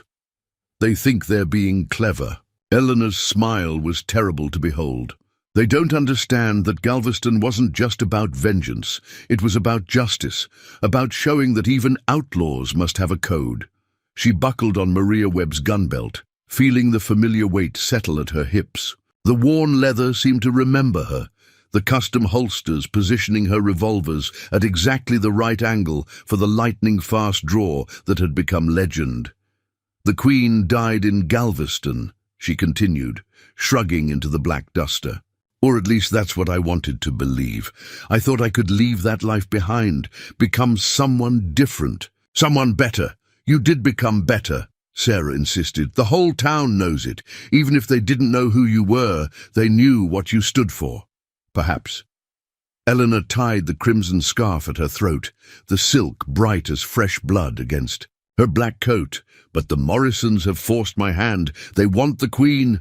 I'll show them what she was really like. Not just the violence they remember, but the justice they chose to forget." Movement outside caught their attention, riders approaching from town. Sheriff Parker led them, accompanied by Marcus Webb, Jim Tucker, and a dozen other determined-looking men. "Your army arrives," Sarah observed dryly, but Eleanor shook her head. "Not an army, a community. That's what the Morrisons never understood. True strength isn't about how many guns you have. It's about what you're willing to fight for." She descended to meet Parker and his men, her bearing transformed. Gone was any trace of the gentle widow Thompson. Each step carried the deadly grace of the Crimson Queen, the legend who had once ruled the territories through a combination of iron will and rigid principle. "Sheriff," she called out as they dismounted. "I assume you've heard?" Parker nodded, grimly. "Rebecca told us, Mrs. Thompson, or whoever you are, we're with you. These men volunteered. The boy's my responsibility." She cut him off. "But I'll need you here. The Morrisons will expect us to focus on the mine, leaving the town vulnerable. That's their real play." "And Tommy?" Marcus demanded. "We can't just—" "Trust me." Eleanor's voice carried absolute authority. "I've handled worse odds. What I need from you is to protect what matters. The town, the people, everything we've built here." She surveyed the group, seeing not just armed men, but representatives of the community she'd grown to love. Marcus Webb, who shared his sister's courage, Jim Tucker, carrying his brother's memory, Sheriff Parker, who understood that sometimes justice wore unexpected faces. "The Morrisons think they're clever," she continued, her voice carrying across the yard, "using an innocent boy to draw out the Queen. But they've forgotten something important, something they should have remembered from Galveston." "What's that?" someone asked. Eleanor's smile was cold as desert steel. "The Queen protected her own, and now, after 10 years of peace, they've finally given me a reason to show them why that made me so dangerous." She checked her weapons one final time, each movement precise and practiced. The twin Remingtons gleamed in the morning sun, and the Winchester rifle across her back caught the light like a promise of violence to come. "Sarah," she said quietly, "get your medical supplies ready. There'll be a need for them before this day is done." She turned to Parker. "Sheriff, I'm about to create one hell of a distraction. When you see the signal, hit them hard from the south. They won't be expecting organized resistance. Use that." "And what signal would that be?" Parker asked. Eleanor mounted her horse with fluid grace, the black duster settling around her like dark wings. "Oh, you'll know it when you see it." The Crimson Queen was never one for subtlety when it came to making statements. As she rode out, the rising sun at her back, casting her shadow long across the desert sand, Eleanor felt the weight of both her identities settling into something new. The widow's compassion tempered the Queen's ruthlessness, while the Queen's strength gave purpose to the widow's gentility. The Morrisons had made a crucial mistake. They thought they were forcing her to choose between her past and present. Instead, they'd given her the perfect opportunity to prove that sometimes the most dangerous force in the world is someone who has learned to balance justice with mercy, strength with wisdom. Behind her, the inn that had been her refuge for 10 years stood like a fortress in the morning light. Before her, the silver mine waited with its stolen innocence and its echoes of past sins. And somewhere between them rode a woman who was neither fully the queen nor truly the widow, but something altogether more dangerous, a legend who had learned the true meaning of having something worth fighting for.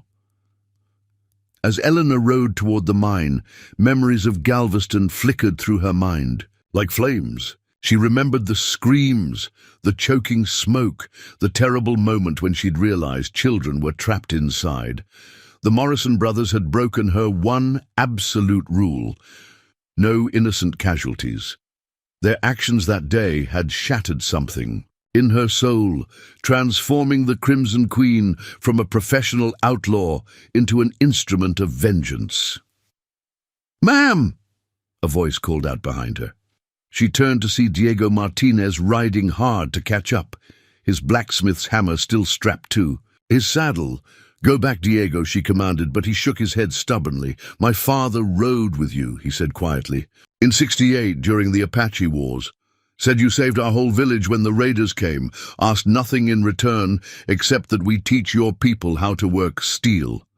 Eleanor reined in her horse, studying him with new eyes. "Miguel Martinez's boy? I remember. Your father was a good man, made the finest gun barrels in the territory. He taught me everything he knew."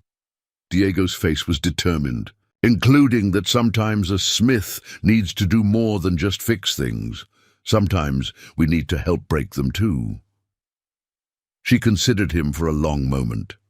The Martinez family had indeed been valuable allies in her Queen days, their smithing skills, transforming her gang's weapons into precision instruments. Having someone with those skills now could prove crucial.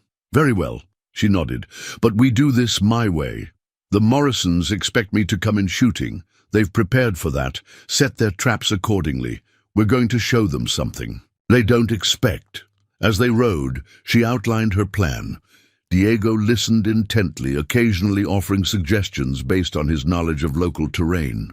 The old silver mine had been his father's primary source of work before it played out, and he knew its twisted passages intimately. "There's another way in," he explained, sketching a rough map in the dust. "Old ventilation shaft comes up behind. The main entrance, narrow but passable. They won't have it watched. Most folks don't even know it exists." Eleanor's smile was predatory. "Perfect. Now, about that steel-working skill of yours. How fast can you fashion something special for me?" They paused at a sheltered arroyo while Diego worked with the tools from his saddlebags. Eleanor used the time to make her own preparations, checking weapons and mentally mapping approaches. The mine's location was both advantageous and challenging. Good sight lines for defenders, but also limited escape routes. "Tell me about Tommy," she said as Diego worked. "What kind of boy is he, really?" The blacksmith's hands never stopped moving. "Brave, smart, maybe too smart sometimes. Been taking care of his sister since their parents died. Reminds me a bit of stories I heard about you, actually." "How so?" "Dad used to say the Queen wasn't just feared because she was deadly. She was feared because she was clever. Always 3 steps ahead, always had a plan within a plan." Eleanor touched the locket at her throat. "Your father was a wise man, and he taught you well." She examined the device Diego had created, simple but elegant, exactly what she needed. "This is perfect. Now, about those old mining charges your father used to store." They worked quickly, efficiently, falling into the easy rhythm of conspirators with a common cause. Eleanor found herself remembering other such preparations, other careful plans laid with trusted allies. But this was different. She wasn't fighting for profit or power now, but for something far more precious. A dust cloud on the horizon caught her attention. Through her field glasses, she spotted riders approaching the mine, more of Morrison's reinforcements. Among them, she recognized faces from her past. Men who had once feared the Queen's judgment now came seeking her destruction. "They're gathering. Quite an army," Diego observed. "Must be at least 50 men." 53, Eleanor corrected absently, "including at least 15 I once counted as allies." Her voice hardened. "Men who knew my rules, knew what happened to those who broke them. Now they ride with child killers and cowards. Why? If they feared you so much before, because fear fades, she explained, checking her weapons one final time. But greed, pride, the desire for revenge, those things grow stronger with time. Every man up there thinks killing the Queen will make him a legend. She turned to face him fully, letting him see both the widow's compassion and the Queen's steel in her eyes. That's why we're not going to give them what they expect. The Queen would ride in shooting, trusting in skill and reputation. But I'm not just the Queen anymore. Understanding dawned in Diego's face. You're going to surrender? I'm going to give them exactly what they think they want. She secured the last of Diego's devices in her coat.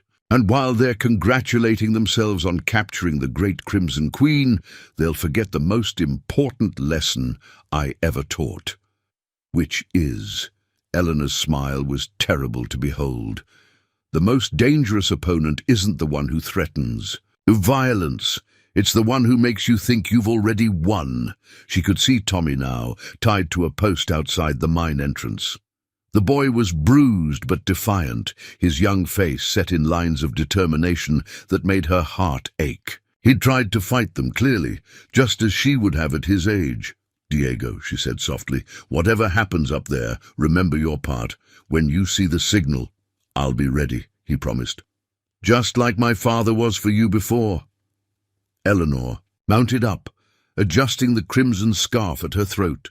The sun had climbed higher, turning the desert into a furnace that matched the cold fire in her heart. Behind her, she knew Sarah would have the surgery ready. Parker's men would be in position, and the town would be preparing its own surprises. The Morrisons thought they were springing a trap. They didn't understand that every move since Tommy's capture had been orchestrated, every reaction predicted and planned for. They were about to learn why the Crimson Queen's legend had endured long after she supposedly died, and why crossing her was still the most dangerous mistake anyone could make in the territories. One last thing, she told Diego. If I don't, make it back. Tell Sarah and the others. Tell them the widow Thompson wasn't entirely an act. These past 10 years, serving others instead of commanding them, they taught me something worth dying for. With that, she rode toward the mine, her black duster flowing behind her like dark wings. The Queen was going to her execution, just as the Morrisons planned. But the widow Thompson was riding to protect her people, and in that combination lay a power that no amount of guns or outlaws could match. Chaos erupted as Morrison's men realized their carefully planned trap had become a killing ground. Eleanor's horse, trained for just such moments, pivoted smoothly as she fired, presenting the smallest possible target while giving her the maximum. Field of fire! Now, Diego, she called out, and more explosions rocked the mine entrance. Not enough to collapse it. She'd been very specific about that, but enough to send men diving for cover that didn't exist. Tommy was already running, making for the position they'd planned. Eleanor covered his retreat with mechanical precision, each shot finding its mark. She'd always been a remarkable shot, but 10 years of peace hadn't dulled her skills. If anything, the stakes had sharpened them. "Kill her!" Victor screamed, clutching his bleeding hand. $1,000 to the man who brings me her head. But his men were already discovering the next part of her trap.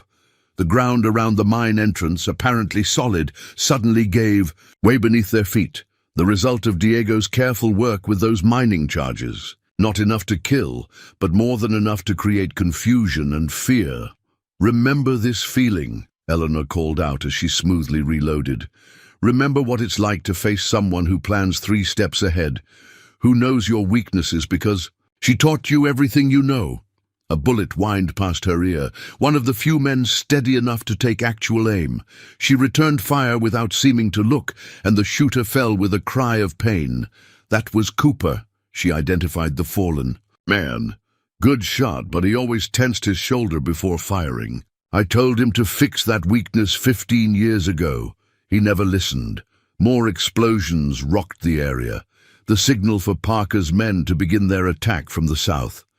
The Morrisons found themselves caught in a crossfire with the Queen's deadly accuracy from the front and the town's defenders pressing from behind. But Eleanor wasn't finished. This wasn't just about winning a gunfight. It was about teaching a lesson that would echo across the territories. She wanted witnesses to spread the word. The Crimson Queen might have retired, but she was far from helpless. 10 years ago, she called out between shots, "You broke faith with me, broke our code, thought you could hide from the consequences." Another shot, another cry of pain.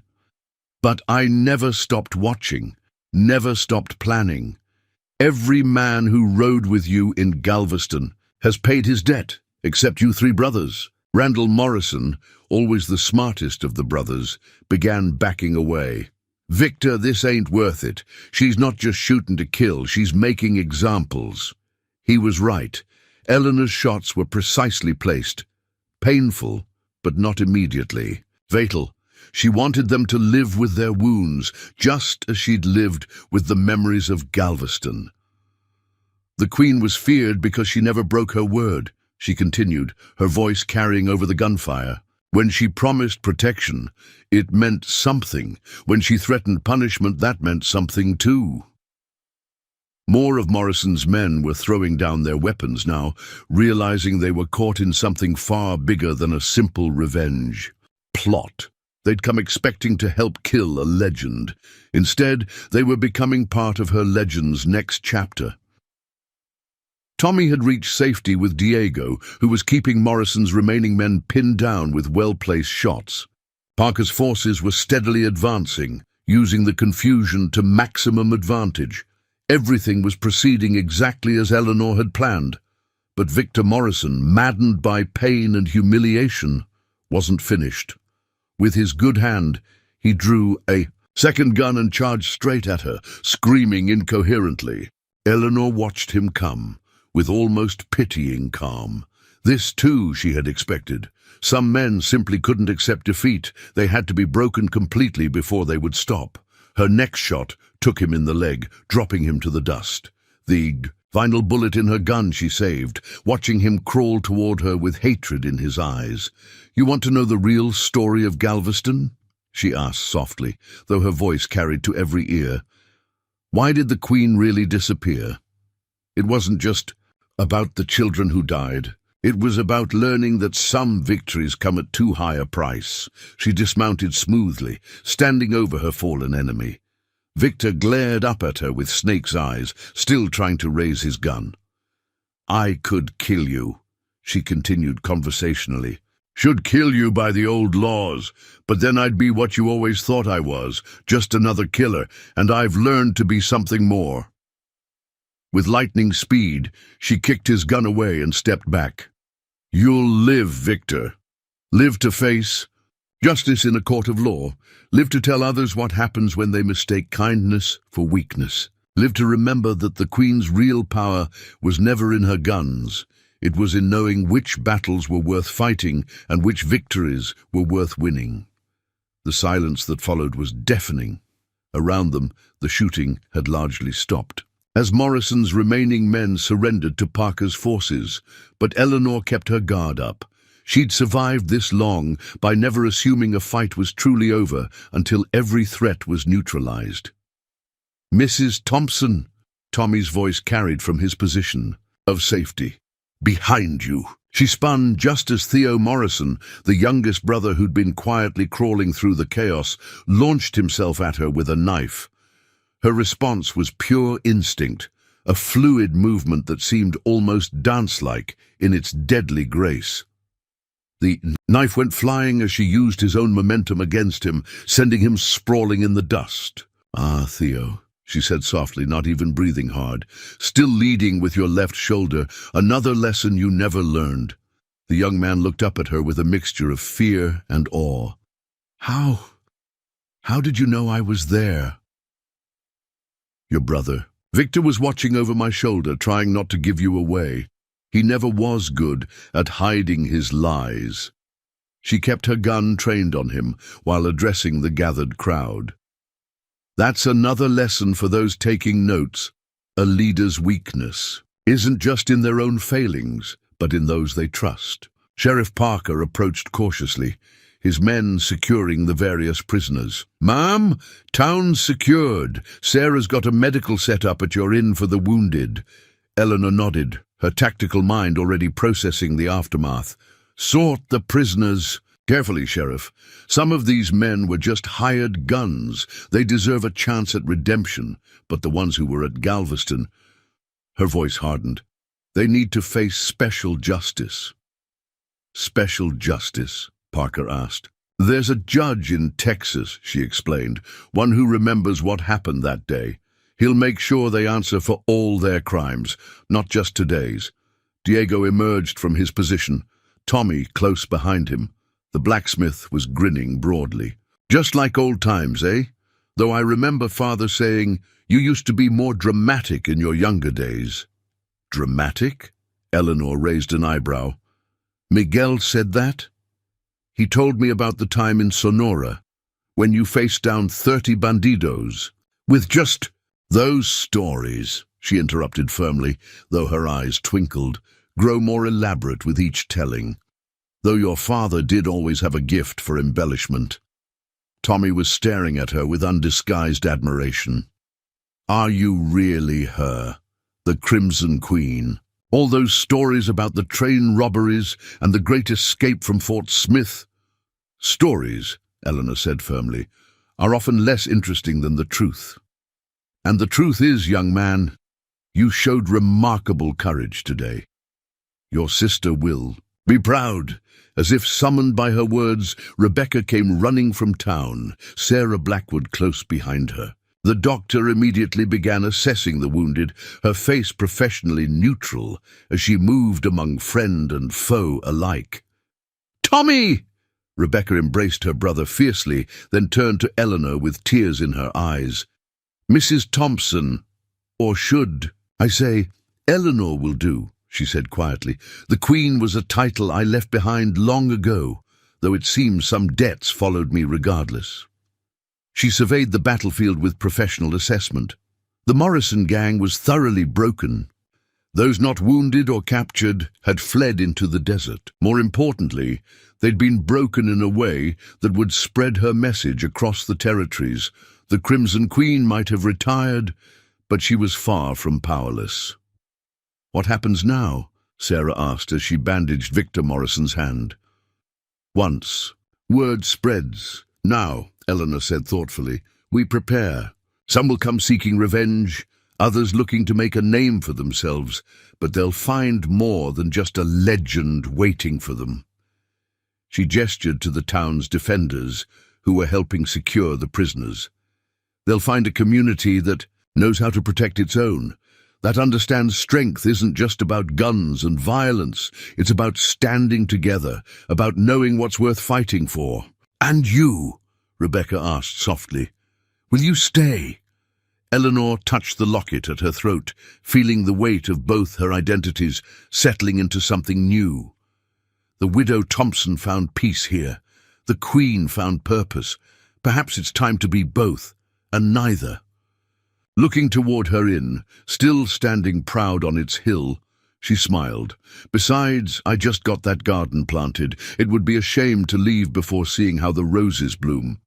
As the sun climbed higher, casting harsh light over the aftermath of battle, Eleanor began organizing the cleanup with the same efficiency she'd once used to plan heists.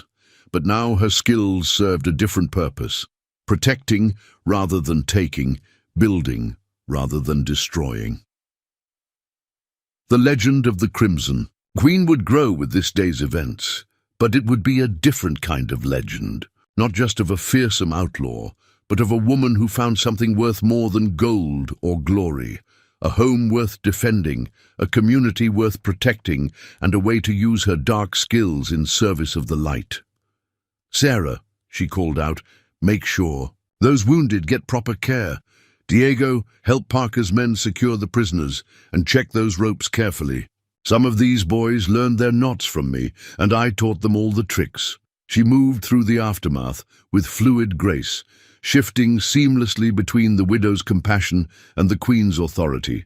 And in doing so, she showed everyone present that sometimes the most powerful force isn't the legend they fear, but the protector they never expected to find.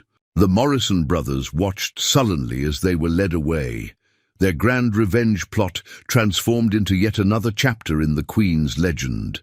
But this chapter would tell a different story, not of an outlaw's power, but of a defender's wisdom. Not of violence for profit, but of skill used in service of something greater.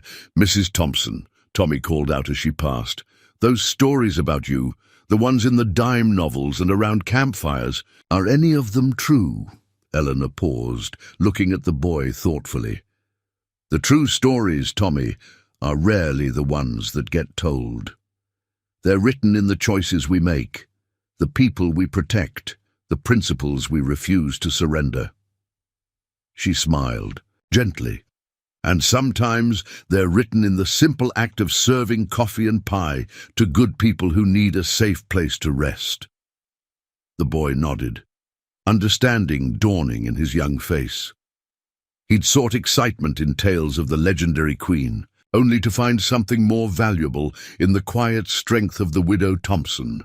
It was a lesson Eleanor herself had taken years to learn, that true power often lies not in the legend, but in the reality of who we choose to become.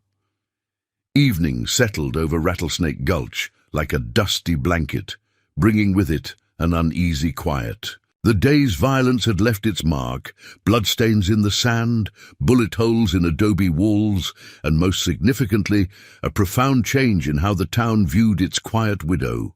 Eleanor stood at her inn's window, watching the sunset paint the desert gold, while Sarah Blackwood tended to the last of the wounded in her makeshift infirmary below.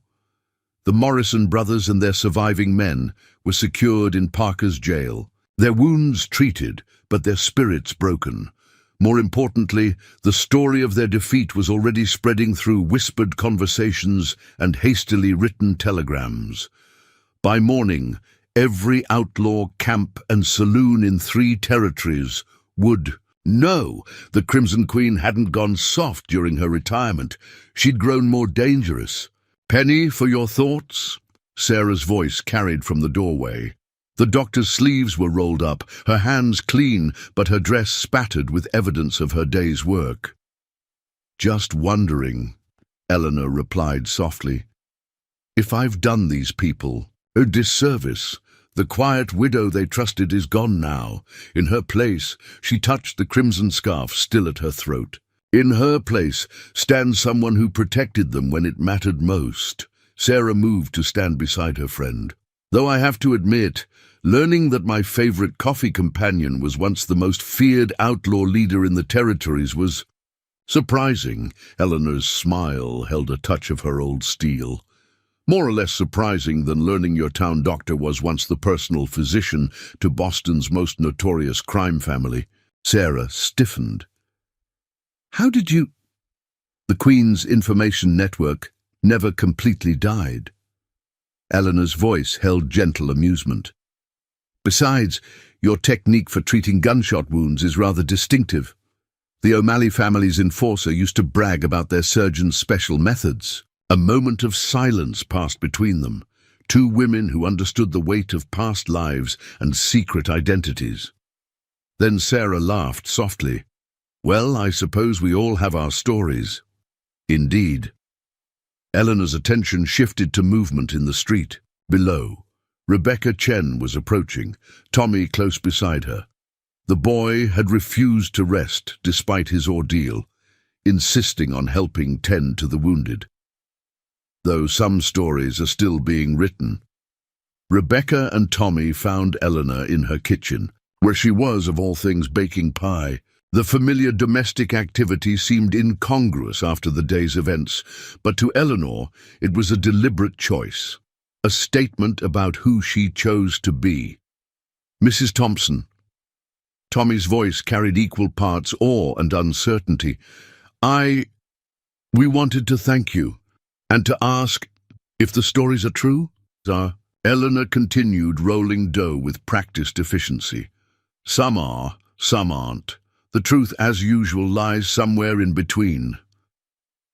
The wanted posters, Rebecca said quietly. The bounties.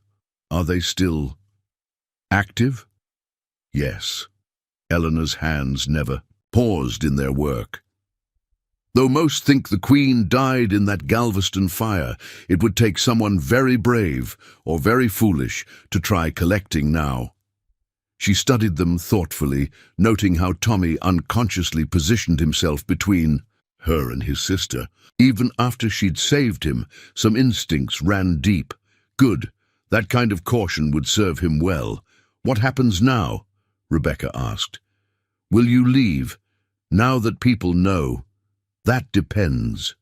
Eleanor began crimping the pie's edge with methodical precision. On whether having a reformed outlaw as a neighbor troubles you, on whether the town can accept that the widow Thompson and the Crimson Queen are the same woman, on whether... She was interrupted by the arrival of Sheriff Parker and Marcus Webb. The lawman looked uncomfortable but determined. The livery owner just looked amused. Ma'am, Parker began formally, the town council's been meeting, discussing the situation. Eleanor continued with her pie, though her fingers tensed slightly on the rolling pin. She'd known this moment would come, when the law would have to decide how to handle having a legendary outlaw in their midst. And, her voice remained perfectly calm, and they've decided, Marcus cut in, grinning, that having the Crimson Queen running our local inn is about the best protection this town could ask for. Though some folks are a bit put out that you never shared your famous apple pie recipe. With the church social, the tension broke as laughter filled the kitchen. Evan Parker managed a smile. Thing is, he continued more seriously, what happened today? It showed us something. Showed us that sometimes the line between right and wrong isn't as clear as we'd like. That sometimes the best protector is someone who understands both sides of that line. Eleanor set down her rolling pin, studying them all with those penetrating eyes that had once commanded the most disciplined gang in the territories. You understand what this means? Others will come. Some seeking revenge, some looking to make a name for themselves. The peace you've known. Peace without strength is just waiting for trouble. Tommy interrupted, then blushed at his boldness. That's what you taught me today. That being able to defend what matters isn't the same as being violent. Out of the mouths of babes, Sarah murmured. But Eleanor was struck by the wisdom in the boy's words. Wasn't that exactly what she'd learned over these past 10 years? That true strength lay not in the ability to take, but in the choice to protect. There's something else, Parker added. That judge you mentioned, the one in Texas, he telegraphed back, says he's been waiting 10 years to close the book on Galveston, says with your testimony, the Morrison brothers will face justice for all their crimes, Eleanor finished softly, not just for today's foolishness, but for the children they killed, for Miguel Martinez and all the others. She moved to her window, watching the last light fade from the sky. The desert wind carried the scent of sage and gun smoke, a combination that stirred memories of her outlaw days. But now, those memories felt different, not a burden to be hidden, but a tool to be used in service of something better. Very well, she said finally, but if I'm staying, we do this properly.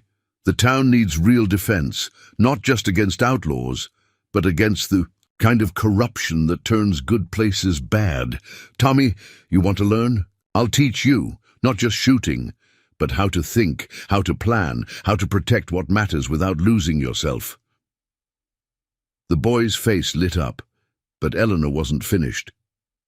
Rebecca, those supply networks you've built, they can be used for more than just goods. Information is power. I'll show you how to use it. Sarah, your clinic needs expansion. I know people who can help. People who owe the Queen debts that the widow can collect. She turned to Parker. And Sheriff, if you're willing to look past certain historical issues, I believe my experience could be valuable to law enforcement. From a purely advisory position, of course. The sheriff nodded slowly. Reckon having the Crimson Queen helping keep the peace is better than having her on the other side of it, though it'll take some explaining to the territorial marshal. Let me worry about the marshal, Eleanor smiled. He and I have an understanding, dating back to a certain incident involving his wife's prized horses and a very polite gang of thieves who returned them unharmed. As night settled fully over Rattlesnake Gulch, Eleanor Thompson, both widow and queen, continued baking her pies and making her plans, the kitchen filled with the familiar scents of apples and cinnamon, while around her table sat a most unusual council, a frontier doctor with a shadowy past, a sheriff learning to see beyond simple laws, a storekeepers, children discovering their own strength, and a legendary outlaw finding a new way to use her power. One thing, Sarah said suddenly, all those stories about the Queen's hidden treasure, the gold from the great train robbery of '68? Eleanor's smile was mysterious. Now that would be telling, though I will say this, some treasures are worth more than gold, like finding a place worth protecting, people worth trusting, and a way to use dark skills in service of the light. She began serving pie to her unlikely family, each piece cut with the same precision she'd once used to plan heists. Tomorrow would bring new challenges, new threats, new opportunities to balance the widow's kindness with the Queen's strength. But for now, in this moment, she was exactly who she needed to be. Not just a legend, not just a gentle soul, but something new and powerful and right. And there's something else, Marcus spoke up, accepting his piece of pie. Been meaning to tell you, Maria, my sister, before she died, she left me a letter. Said if I ever met a woman who served coffee like she was conducting an orchestra and moved like a cat in church, I should give it to her. Eleanor's hands still. Maria always was too observant for her own good. Marcus pulled a weathered envelope from his vest. She said you'd know what to do with the information inside. Something about a hidden cache in Mexico? Ah. Eleanor's smile held memories. The Sonora shipment. I'd wondered what happened to that. Maria was supposed to... She paused, noting Tommy's eager expression. Well, perhaps some stories are better left untold. But Sarah wasn't so easily distracted. The Sonora gold shipment of '69, the one that vanished without a trace, that was you? The Queen's greatest triumph, Marcus nodded. Whole wagon train of Spanish gold disappeared like morning mist. They never found a single coin. Because it wasn't about the gold, Eleanor said softly.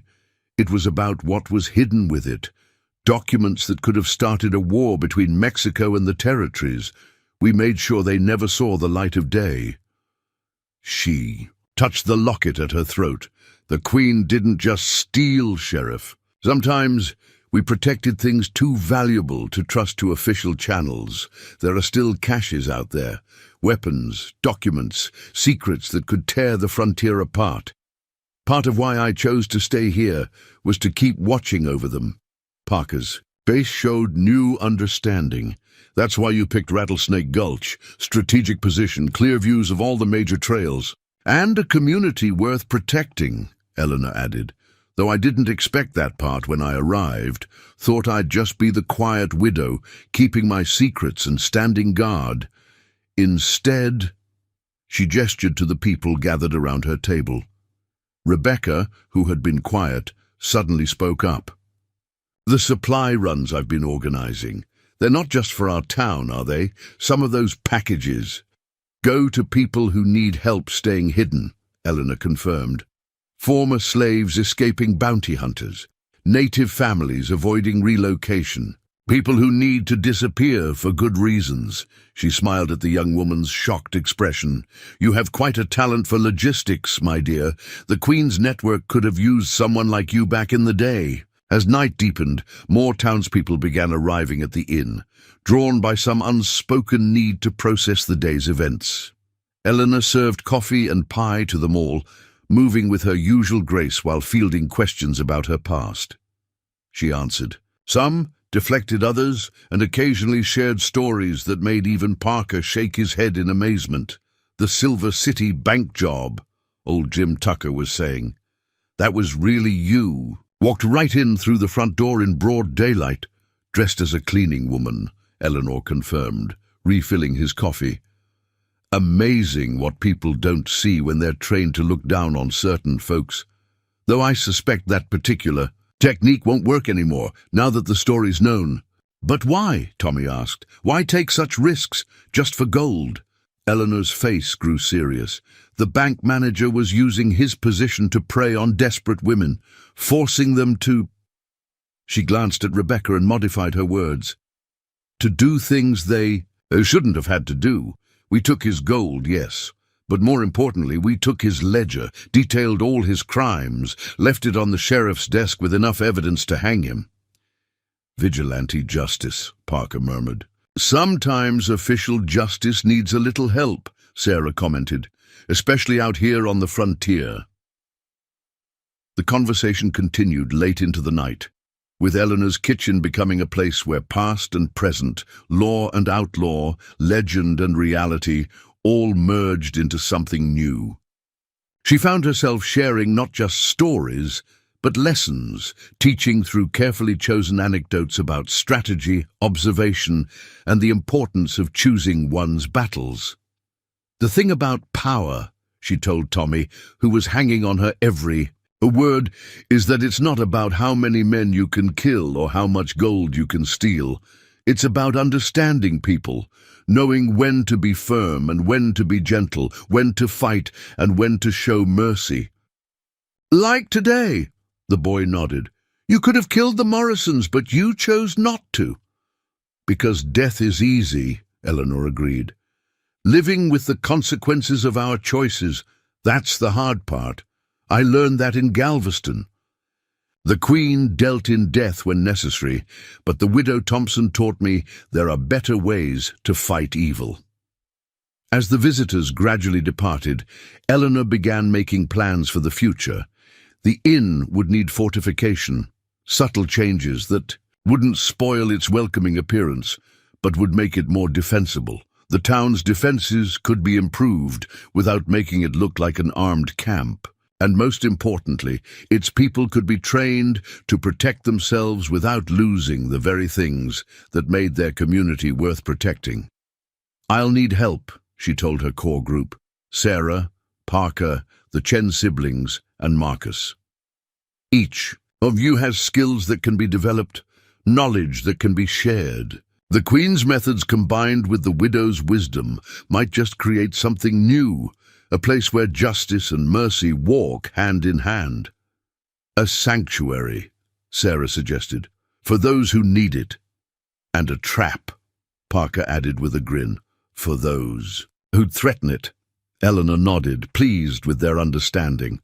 "But first, we need to deal with the immediate aftermath. The Morrison brothers' trial will draw attention. Bounty hunters, thrill-seekers, old enemies. Let them come," Tommy said with youthful bravado, then blushed as everyone looked at him. "I mean, we'll be ready, won't we?" "Yes," Eleanor smiled, seeing in him the same fire that had once drawn her to this life of adventure and justice. "We'll be ready, because now we're not just protecting gold or reputations. We're protecting something far more valuable, a community that knows the difference between law and justice, between power and strength." As the last guests departed, Eleanor stood once more at her window, watching the desert night. The stars seemed brighter somehow, as if approving of this new chapter in her legend. The Crimson Queen had once ruled through fear and cunning, the widow Thompson through kindness and subtlety. Now in this place she'd chosen to call home, both aspects of her nature would serve a greater purpose.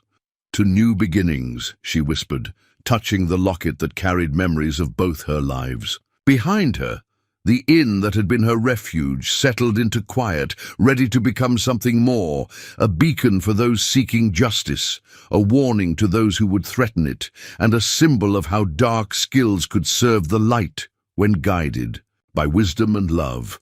dawn broke over Rattlesnake Gulch with newfound purpose, painting the desert in shades of promise. Word of the Morrison gang's defeat had spread like wildfire through telegraph wires and riders' tales, drawing curious eyes to the once quiet town. But Eleanor Thompson, now openly acknowledged as the legendary Crimson Queen, had anticipated this attention and was already moving to shape it to her advantage. The Sagebrush Inn had transformed overnight, though the changes were subtle enough that only the most observant would notice. Gunports disguised as decorative vents, reinforced shutters that looked purely ornamental, carefully positioned mirrors that allowed observation of every approach. The gentle widow's home was becoming a fortress, though it still served the territories. "Finest coffee and pie. Another rider coming in," Tommy called from his new position in the converted attic. Eleanor had turned it into an observation post, teaching the boy the art of surveillance that had once made her gang the most well-informed in the territories.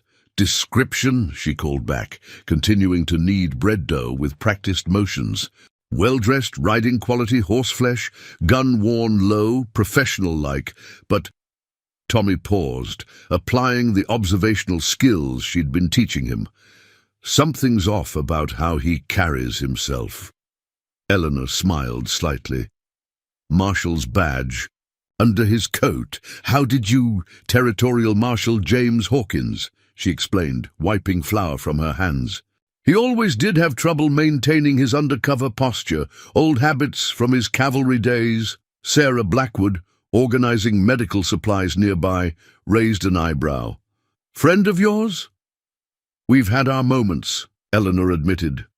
"Though the last time we met, I was wearing a very convincing disguise as a traveling nun, and he was trying to convince me to help trap a notorious outlaw queen." She moved to the window, watching the marshal approach. James Hawkins was indeed trying to look inconspicuous and failing miserably. 10 years hadn't changed his military bearing or the way his hand stayed too close to his gun. "Tommy," she called up, "get word to Parker, then find Rebecca. She'll know who needs to make themselves scarce for a while." The boy hurried to comply, understanding the implications. Some of the town's residents had histories they'd rather not explain to a marshal, even one coming to pay respects to the newly revealed queen. "Should I be concerned?" Sarah asked quietly. Eleanor shook her head. "James is a good man in his way. Too honest for his own good sometimes. He's here to understand rather than arrest, though he'll probably feel obligated to make some show of official disapproval." As if on cue, Marshal Hawkins reined up outside the inn. Eleanor noted with approval how Tommy had already cleared the street, ensuring there would be no innocent bystanders if things went wrong. The boy was learning quickly. "Coffee, Marshal?" she called out before he could dismount. "Or should I say, Brother James of the Holy Order?" Hawkins stiffened, then let out a reluctant laugh. "Should have known you'd remember that particular. Embarrassment, Your Majesty. The habit suited you," she replied dryly, though the fake beard was a bit much. "Come in, we have matters to discuss, and my coffee's better than anything you've had since that cafe in New Orleans. The one where you left me handcuffed to a chair while you walked out with the governor's private papers." "The very same." She gestured to him inside, though in my defense those papers proved certain officials were taking bribes from slave traders. Sometimes justice wears unexpected faces, James. The marshal entered cautiously, taking in the subtle changes to the inn with professional assessment. Eleanor saw approval in his eyes. He'd always appreciated competence, even in his adversaries. "Quite an operation you're setting up here," he observed, accepting a cup of coffee. "Strategic position, clear lines of sight, multiple escape routes, almost like you're expecting trouble." "Trouble tends to find me," Eleanor replied calmly. "As you well know. The question is, are you here to add to it, or to understand why a notorious outlaw queen chose to become a small town's protector? Hawkins sipped his coffee, his eyes widening slightly at the quality. Bit of both, if I'm honest. The territory's buzzing with news of your reappearance. Got politicians worried about what secrets might come to light, gang leaders nervous about their old allegiances, and every young gunslinger thinking they can make a name by challenging the Queen. And what do you think, old friend? He studied her thoughtfully. I think you've found something worth protecting, something that matters more than gold or glory. The question is, can you protect it without becoming what you once were? Eleanor's smile was complex. That's the real question, isn't it? The Queen ruled through fear and strength, the widow Thompson through kindness and trust. Now I need to be something new, something that combines the best of both. She led him to the window, showing him the town beginning its day. Market. Stalls opening, children playing, life continuing despite the previous day's violence. But now there was a new awareness in how people moved, a quiet confidence in how they carried themselves. Look there, she pointed. Rebecca Chen teaching her suppliers how to pass messages through routine deliveries. Diego Martinez modifying tools to serve as weapons while still performing their daily tasks. Even Tommy learning to watch and think before acting. They're adapting, becoming stronger without losing what makes them good. You're training them, Hawkins realized, not just in defense, but in your methods. The best parts, Eleanor corrected. The parts about protecting what matters, about using your brain before bullets, about understanding that true strength isn't in how many you can kill, but in how many you can save. She turned to face him fully. So, Marshal, what's it to be? Are you here to try arresting me, to warn me, or to understand that sometimes the law needs help from unexpected quarters? Hawkins set down his coffee cup with deliberate care. Truth is, I'm here because things are changing in the territories. Railroads coming, bringing new money, new corruption.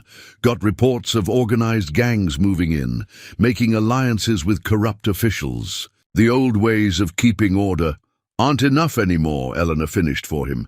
You need someone who understands both sides of the law. Someone who can fight fire without burning down everything worth saving. The thought had occurred. He smiled slightly. Though I admit finding out the notorious Queen was hiding in plain sight as a respectable widow, that was unexpected. Life is full of surprises. Eleanor poured more coffee. Like discovering a territorial marshal has been quietly helping certain outlaws escape custody. Ones who were more victim than criminal. Hawkins stiffened. How did you... I told you, James. My information network never completely died. Just like your conscience never completely surrendered to the badge. Their conversation was interrupted by the arrival of Sheriff Parker, who entered with the careful precision of a man unsure of his welcome in a delicate situation. Marshal, Parker nodded. Mrs. Thompson, thought you should know. Riders coming. In from the south, looks like some of Morrison's old allies, probably hoping to capitalize on the situation. Eleanor's smile was predatory. Right on schedule. Tommy! Already spotted them. The boy's voice carried from above. 6 riders, heavily armed, 2 wearing Mexican cavalry uniforms, probably deserters. The Cortez brothers, Eleanor mused. They always lacked subtlety. James, care to see how we handle things now? The marshal watched with professional interest as Eleanor's new system sprang into action. Rebecca Chen's network of market women began quietly clearing the streets. Diego Martinez and his apprentices took up seemingly casual positions that provided excellent firing angles, and through it all, Eleanor continued serving coffee as if discussing nothing more important than the weather. Notice, she told Hawkins. Quietly, no panic, no obvious preparations. The town appears peaceful, open, but every approach is covered, every potential threat accounted for. Just like in the old days, but now protecting rather than ambushing. Using your powers for good, he asked dryly. Using experience, she corrected. The Queen knew how outlaws think, how they plan. The widow learned how communities survive. Together, she gestured to the smoothly operating defense system. Together, they create something new. The Cortez brothers and their men rode into what appeared to be a sleepy town, going about its business. Only the most observant would notice the subtle positioning of casual observers, the carefully arranged wagons that could provide cover, the way every apparent civilian kept aware of their surroundings. "Impressive," Hawkins admitted. "You've turned the whole town into one of your old traps." "No," Eleanor said softly. "I've helped them learn to protect themselves. There's a difference." She raised her voice slightly. "Tommy, signal Sarah. Tell her to prepare for visitors, but not to worry. I don't think we'll need her medical skills today." The Cortez brothers reined up outside the inn, their faces showing confusion at the peaceful scene. They'd clearly expected to find a town in chaos after yesterday's violence. "Gentlemen," Eleanor called out, stepping onto her porch. "Coffee's hot if you're interested, though I should warn you, the price has gone up for those who ride with criminal intent." Manuel Cortez, the elder brother, stiffened in his saddle. "You know us?" "Of course." Eleanor's smile was gentle, but her eyes were steel. "Just as I know why you're here, what you hope to achieve, and exactly how many men you have waiting in the rocks to the south. Though I should mention, those men have already been invited to a rather interesting discussion with Sheriff Parker and Marshal Hawkins." The brothers exchanged uneasy glances, suddenly aware of how many townspeople were casually watching them. People who moved with quiet confidence, whose hands stayed too close to hidden weapons. "Marshal's here," the younger Cortez asked nervously. "Right behind you," Hawkins said pleasantly, stepping onto the porch beside Eleanor. "Though at the moment I'm just enjoying some excellent coffee and observing how a community protects its own." Understanding dawned in Manuel Cortez's face. "The Queen hasn't gone soft," he realized aloud. "She's just found a different kind of power." "Very good," Eleanor approved. "I always said you were smarter than you looked. Now, would you like to discuss business over coffee, or shall we do this the hard way?" The tension held for a moment, longer, then broke as Manuel laughed. "Coffee would be welcome, Your Majesty, and perhaps a discussion about how men in our position might find a better path." As she led them inside, Eleanor caught Hawkins watching her with newfound respect. The Marshal had seen something important, not just a reformed outlaw, but a new way of maintaining order on the frontier, a way that combined strength with wisdom, justice with mercy. "You know," he said quietly as the Cortez brothers dismounted, "this could work. A sanctuary for those seeking honest change. A warning to those who'd threaten the peace, and someone with the skills to tell the difference." Eleanor smiled, touching the locket at her throat. "That's the plan, James. That's the plan." The sun climbed higher over Rattlesnake Gulch, illuminating a town that had found its strength not in guns or violence, but in the wisdom of a woman who had learned to be both legend and protector. The Queen's shadow still fell across the territories, but now it fell as a shield rather than a threat, offering hope to those who sought redemption and warning to those who would threaten the peace she had helped build. 3 months after the Morrison gang's defeat, Rattlesnake Gulch had changed in ways both subtle and profound. The Sagebrush Inn stood as it always had, offering rest and refreshment to weary travelers, but now it served another purpose, a beacon for those seeking second chances, and a warning to those who would threaten the peace of the territories. Eleanor Thompson, still serving coffee and baking pies with practiced grace, had become something unique in the history of the frontier, a legend who chose to protect rather than plunder, to build rather than destroy. The Crimson Queen's fearsome reputation, combined with the widow Thompson's genuine compassion, had created a new kind of power, one that drew people from across the territories. "Another group coming in," Tommy called from his observation post. Now, a properly constructed tower disguised as part of the inn's renovation. Looks like refugees, 2 families, 3 riders escorting them.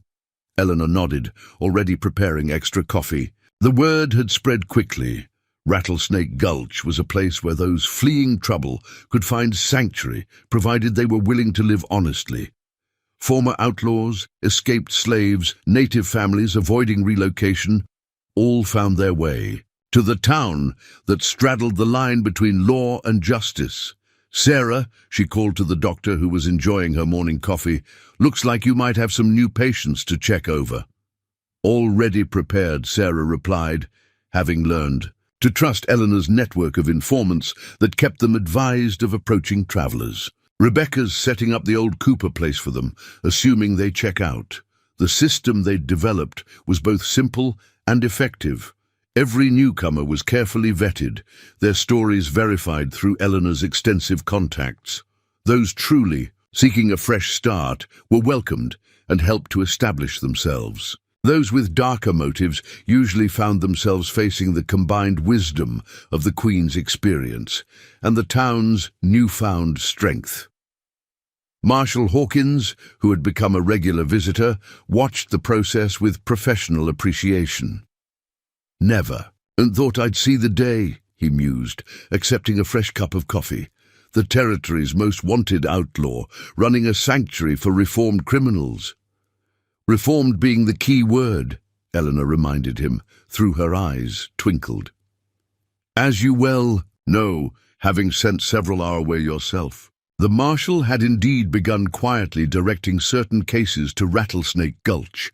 Young outlaws, more misguided than evil, women fleeing abusive situations, good people who'd made bad choices. He understood, as Eleanor did, that true justice sometimes required more than just law. The Morrison brothers' trial had concluded a month earlier, with Judge Harrison, the same judge who remembered Galveston, ensuring they would never again threaten innocent lives. But more importantly, their defeat had sent a message across the territories. The Crimson Queen now protected something more valuable than gold, and her methods had only grown more effective with time. "Mrs. Thompson," Rebecca burst in, her face flushed with excitement. "The telegram just came through. They've approved it." Eleanor smiled, already knowing what news the young woman brought. They'd been waiting for confirmation that the territorial governor had accepted their unique proposal. "So it's official?" Sarah asked, leaning forward with interest. "Rattlesnake Gulch is now officially recognized as a rehabilitation settlement," Rebecca confirmed, brandishing the telegram, "with special dispensation to handle certain cases differently than regular law enforcement." It was the culmination of careful negotiation between Eleanor, Marshal Hawkins, and territorial officials who understood the need for new approaches to frontier justice. The town would serve as a halfway point between outlawry and civilization, offering those who genuinely sought redemption a chance to earn it.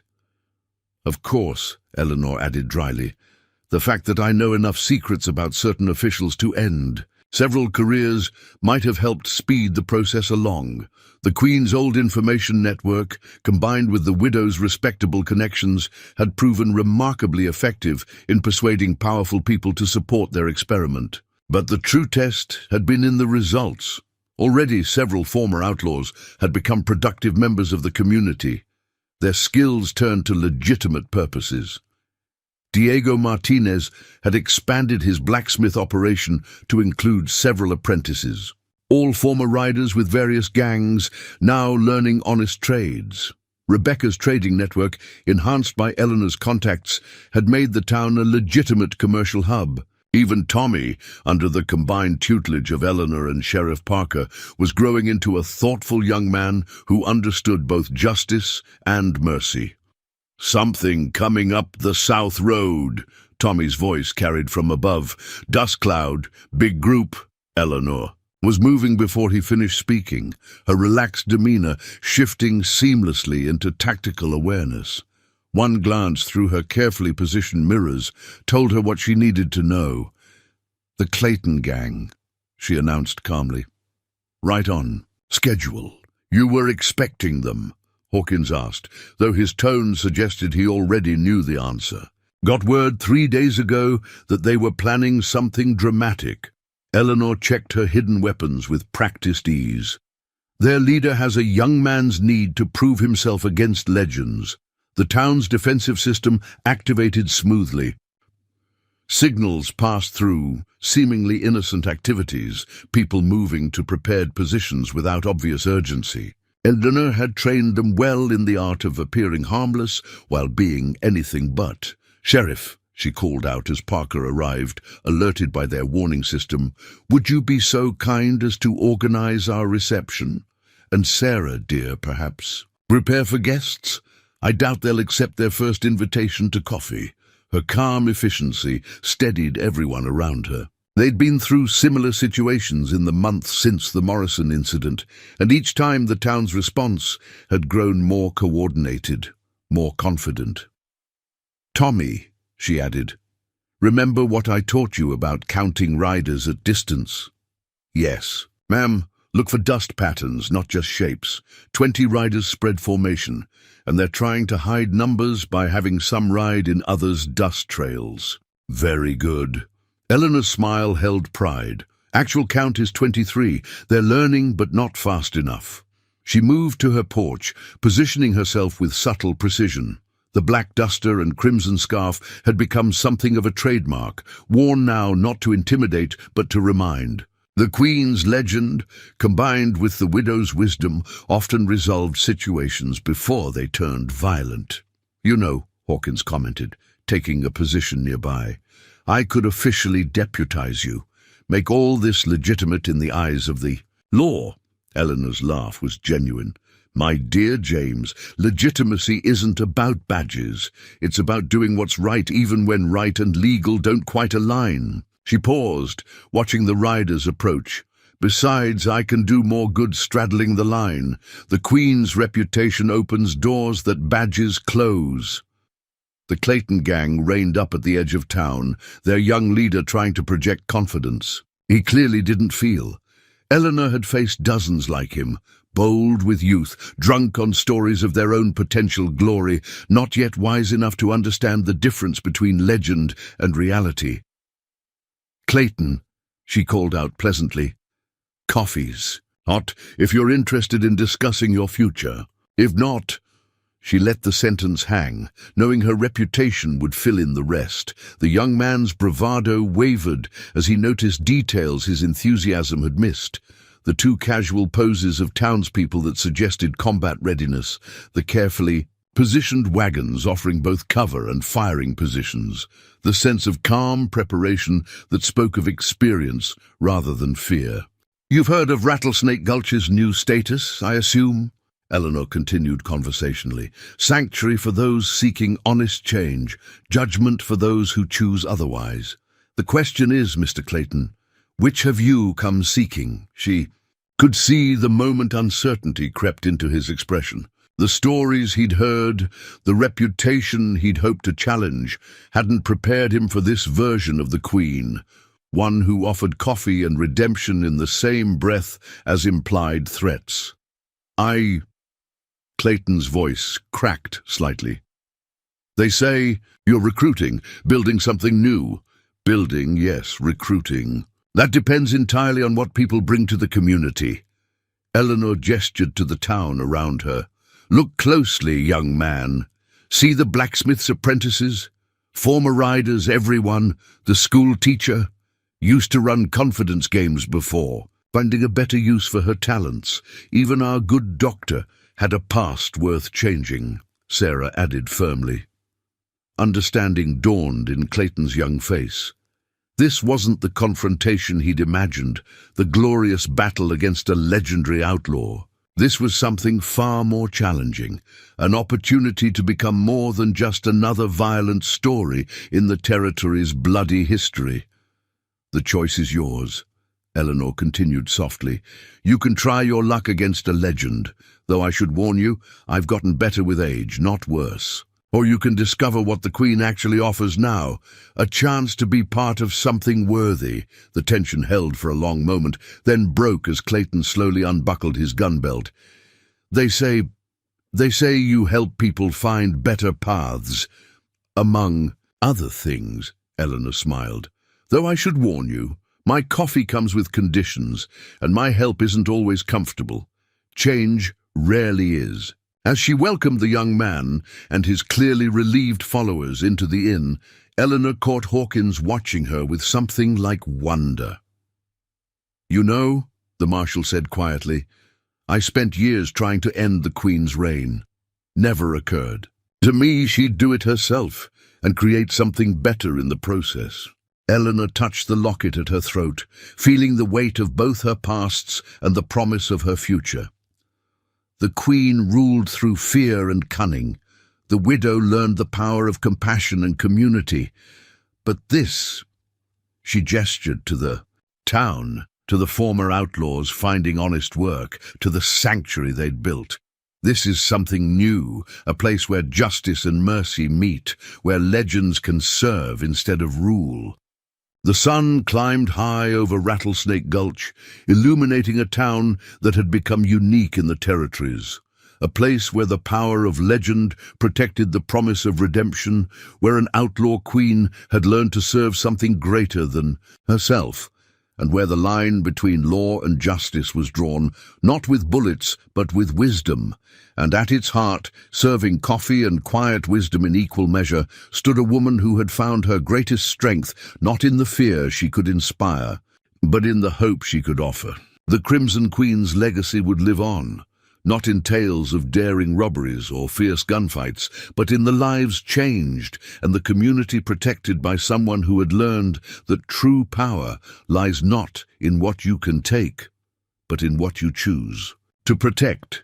"More coffee, Marshal?" Eleanor asked with a gentle smile, and in that simple question lay all the complexity of her transformation.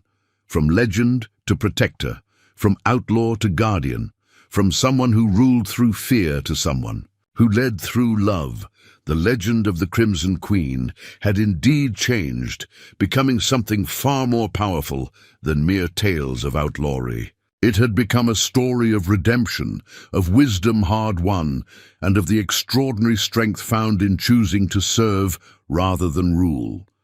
And in Rattlesnake Gulch, that legend lived on, not in whispered fears or dime novel excitement, but in the daily miracle of lives transformed and peace protected by a woman who had learned to be both shadow and light, both legend and healer, both queen and widow, and something greater than either alone could ever be.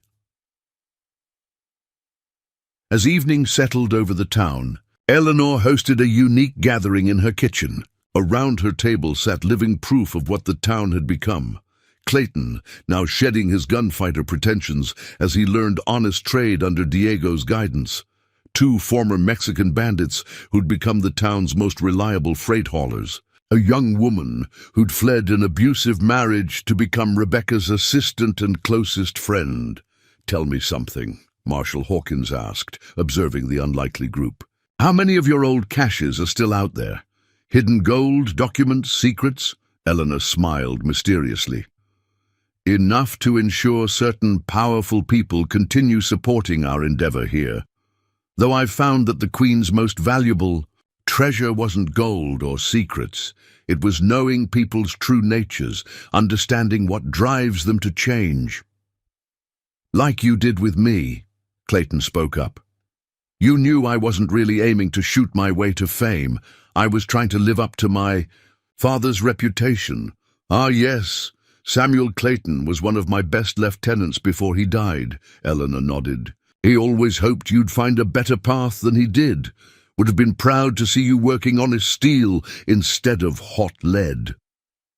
Sarah, who'd joined them after finishing her rounds, added her own observation. "That's what makes this place unique. It's not just about second chances, it's about understanding why people need them in the first place." The conversation was interrupted by Tommy's arrival, his face glowing with excitement. "Mrs. Thompson, just got word from our friends in Santa Fe. They're sending another group our way. Families this time, fleeing some trouble with land grabbers." Eleanor nodded thoughtfully.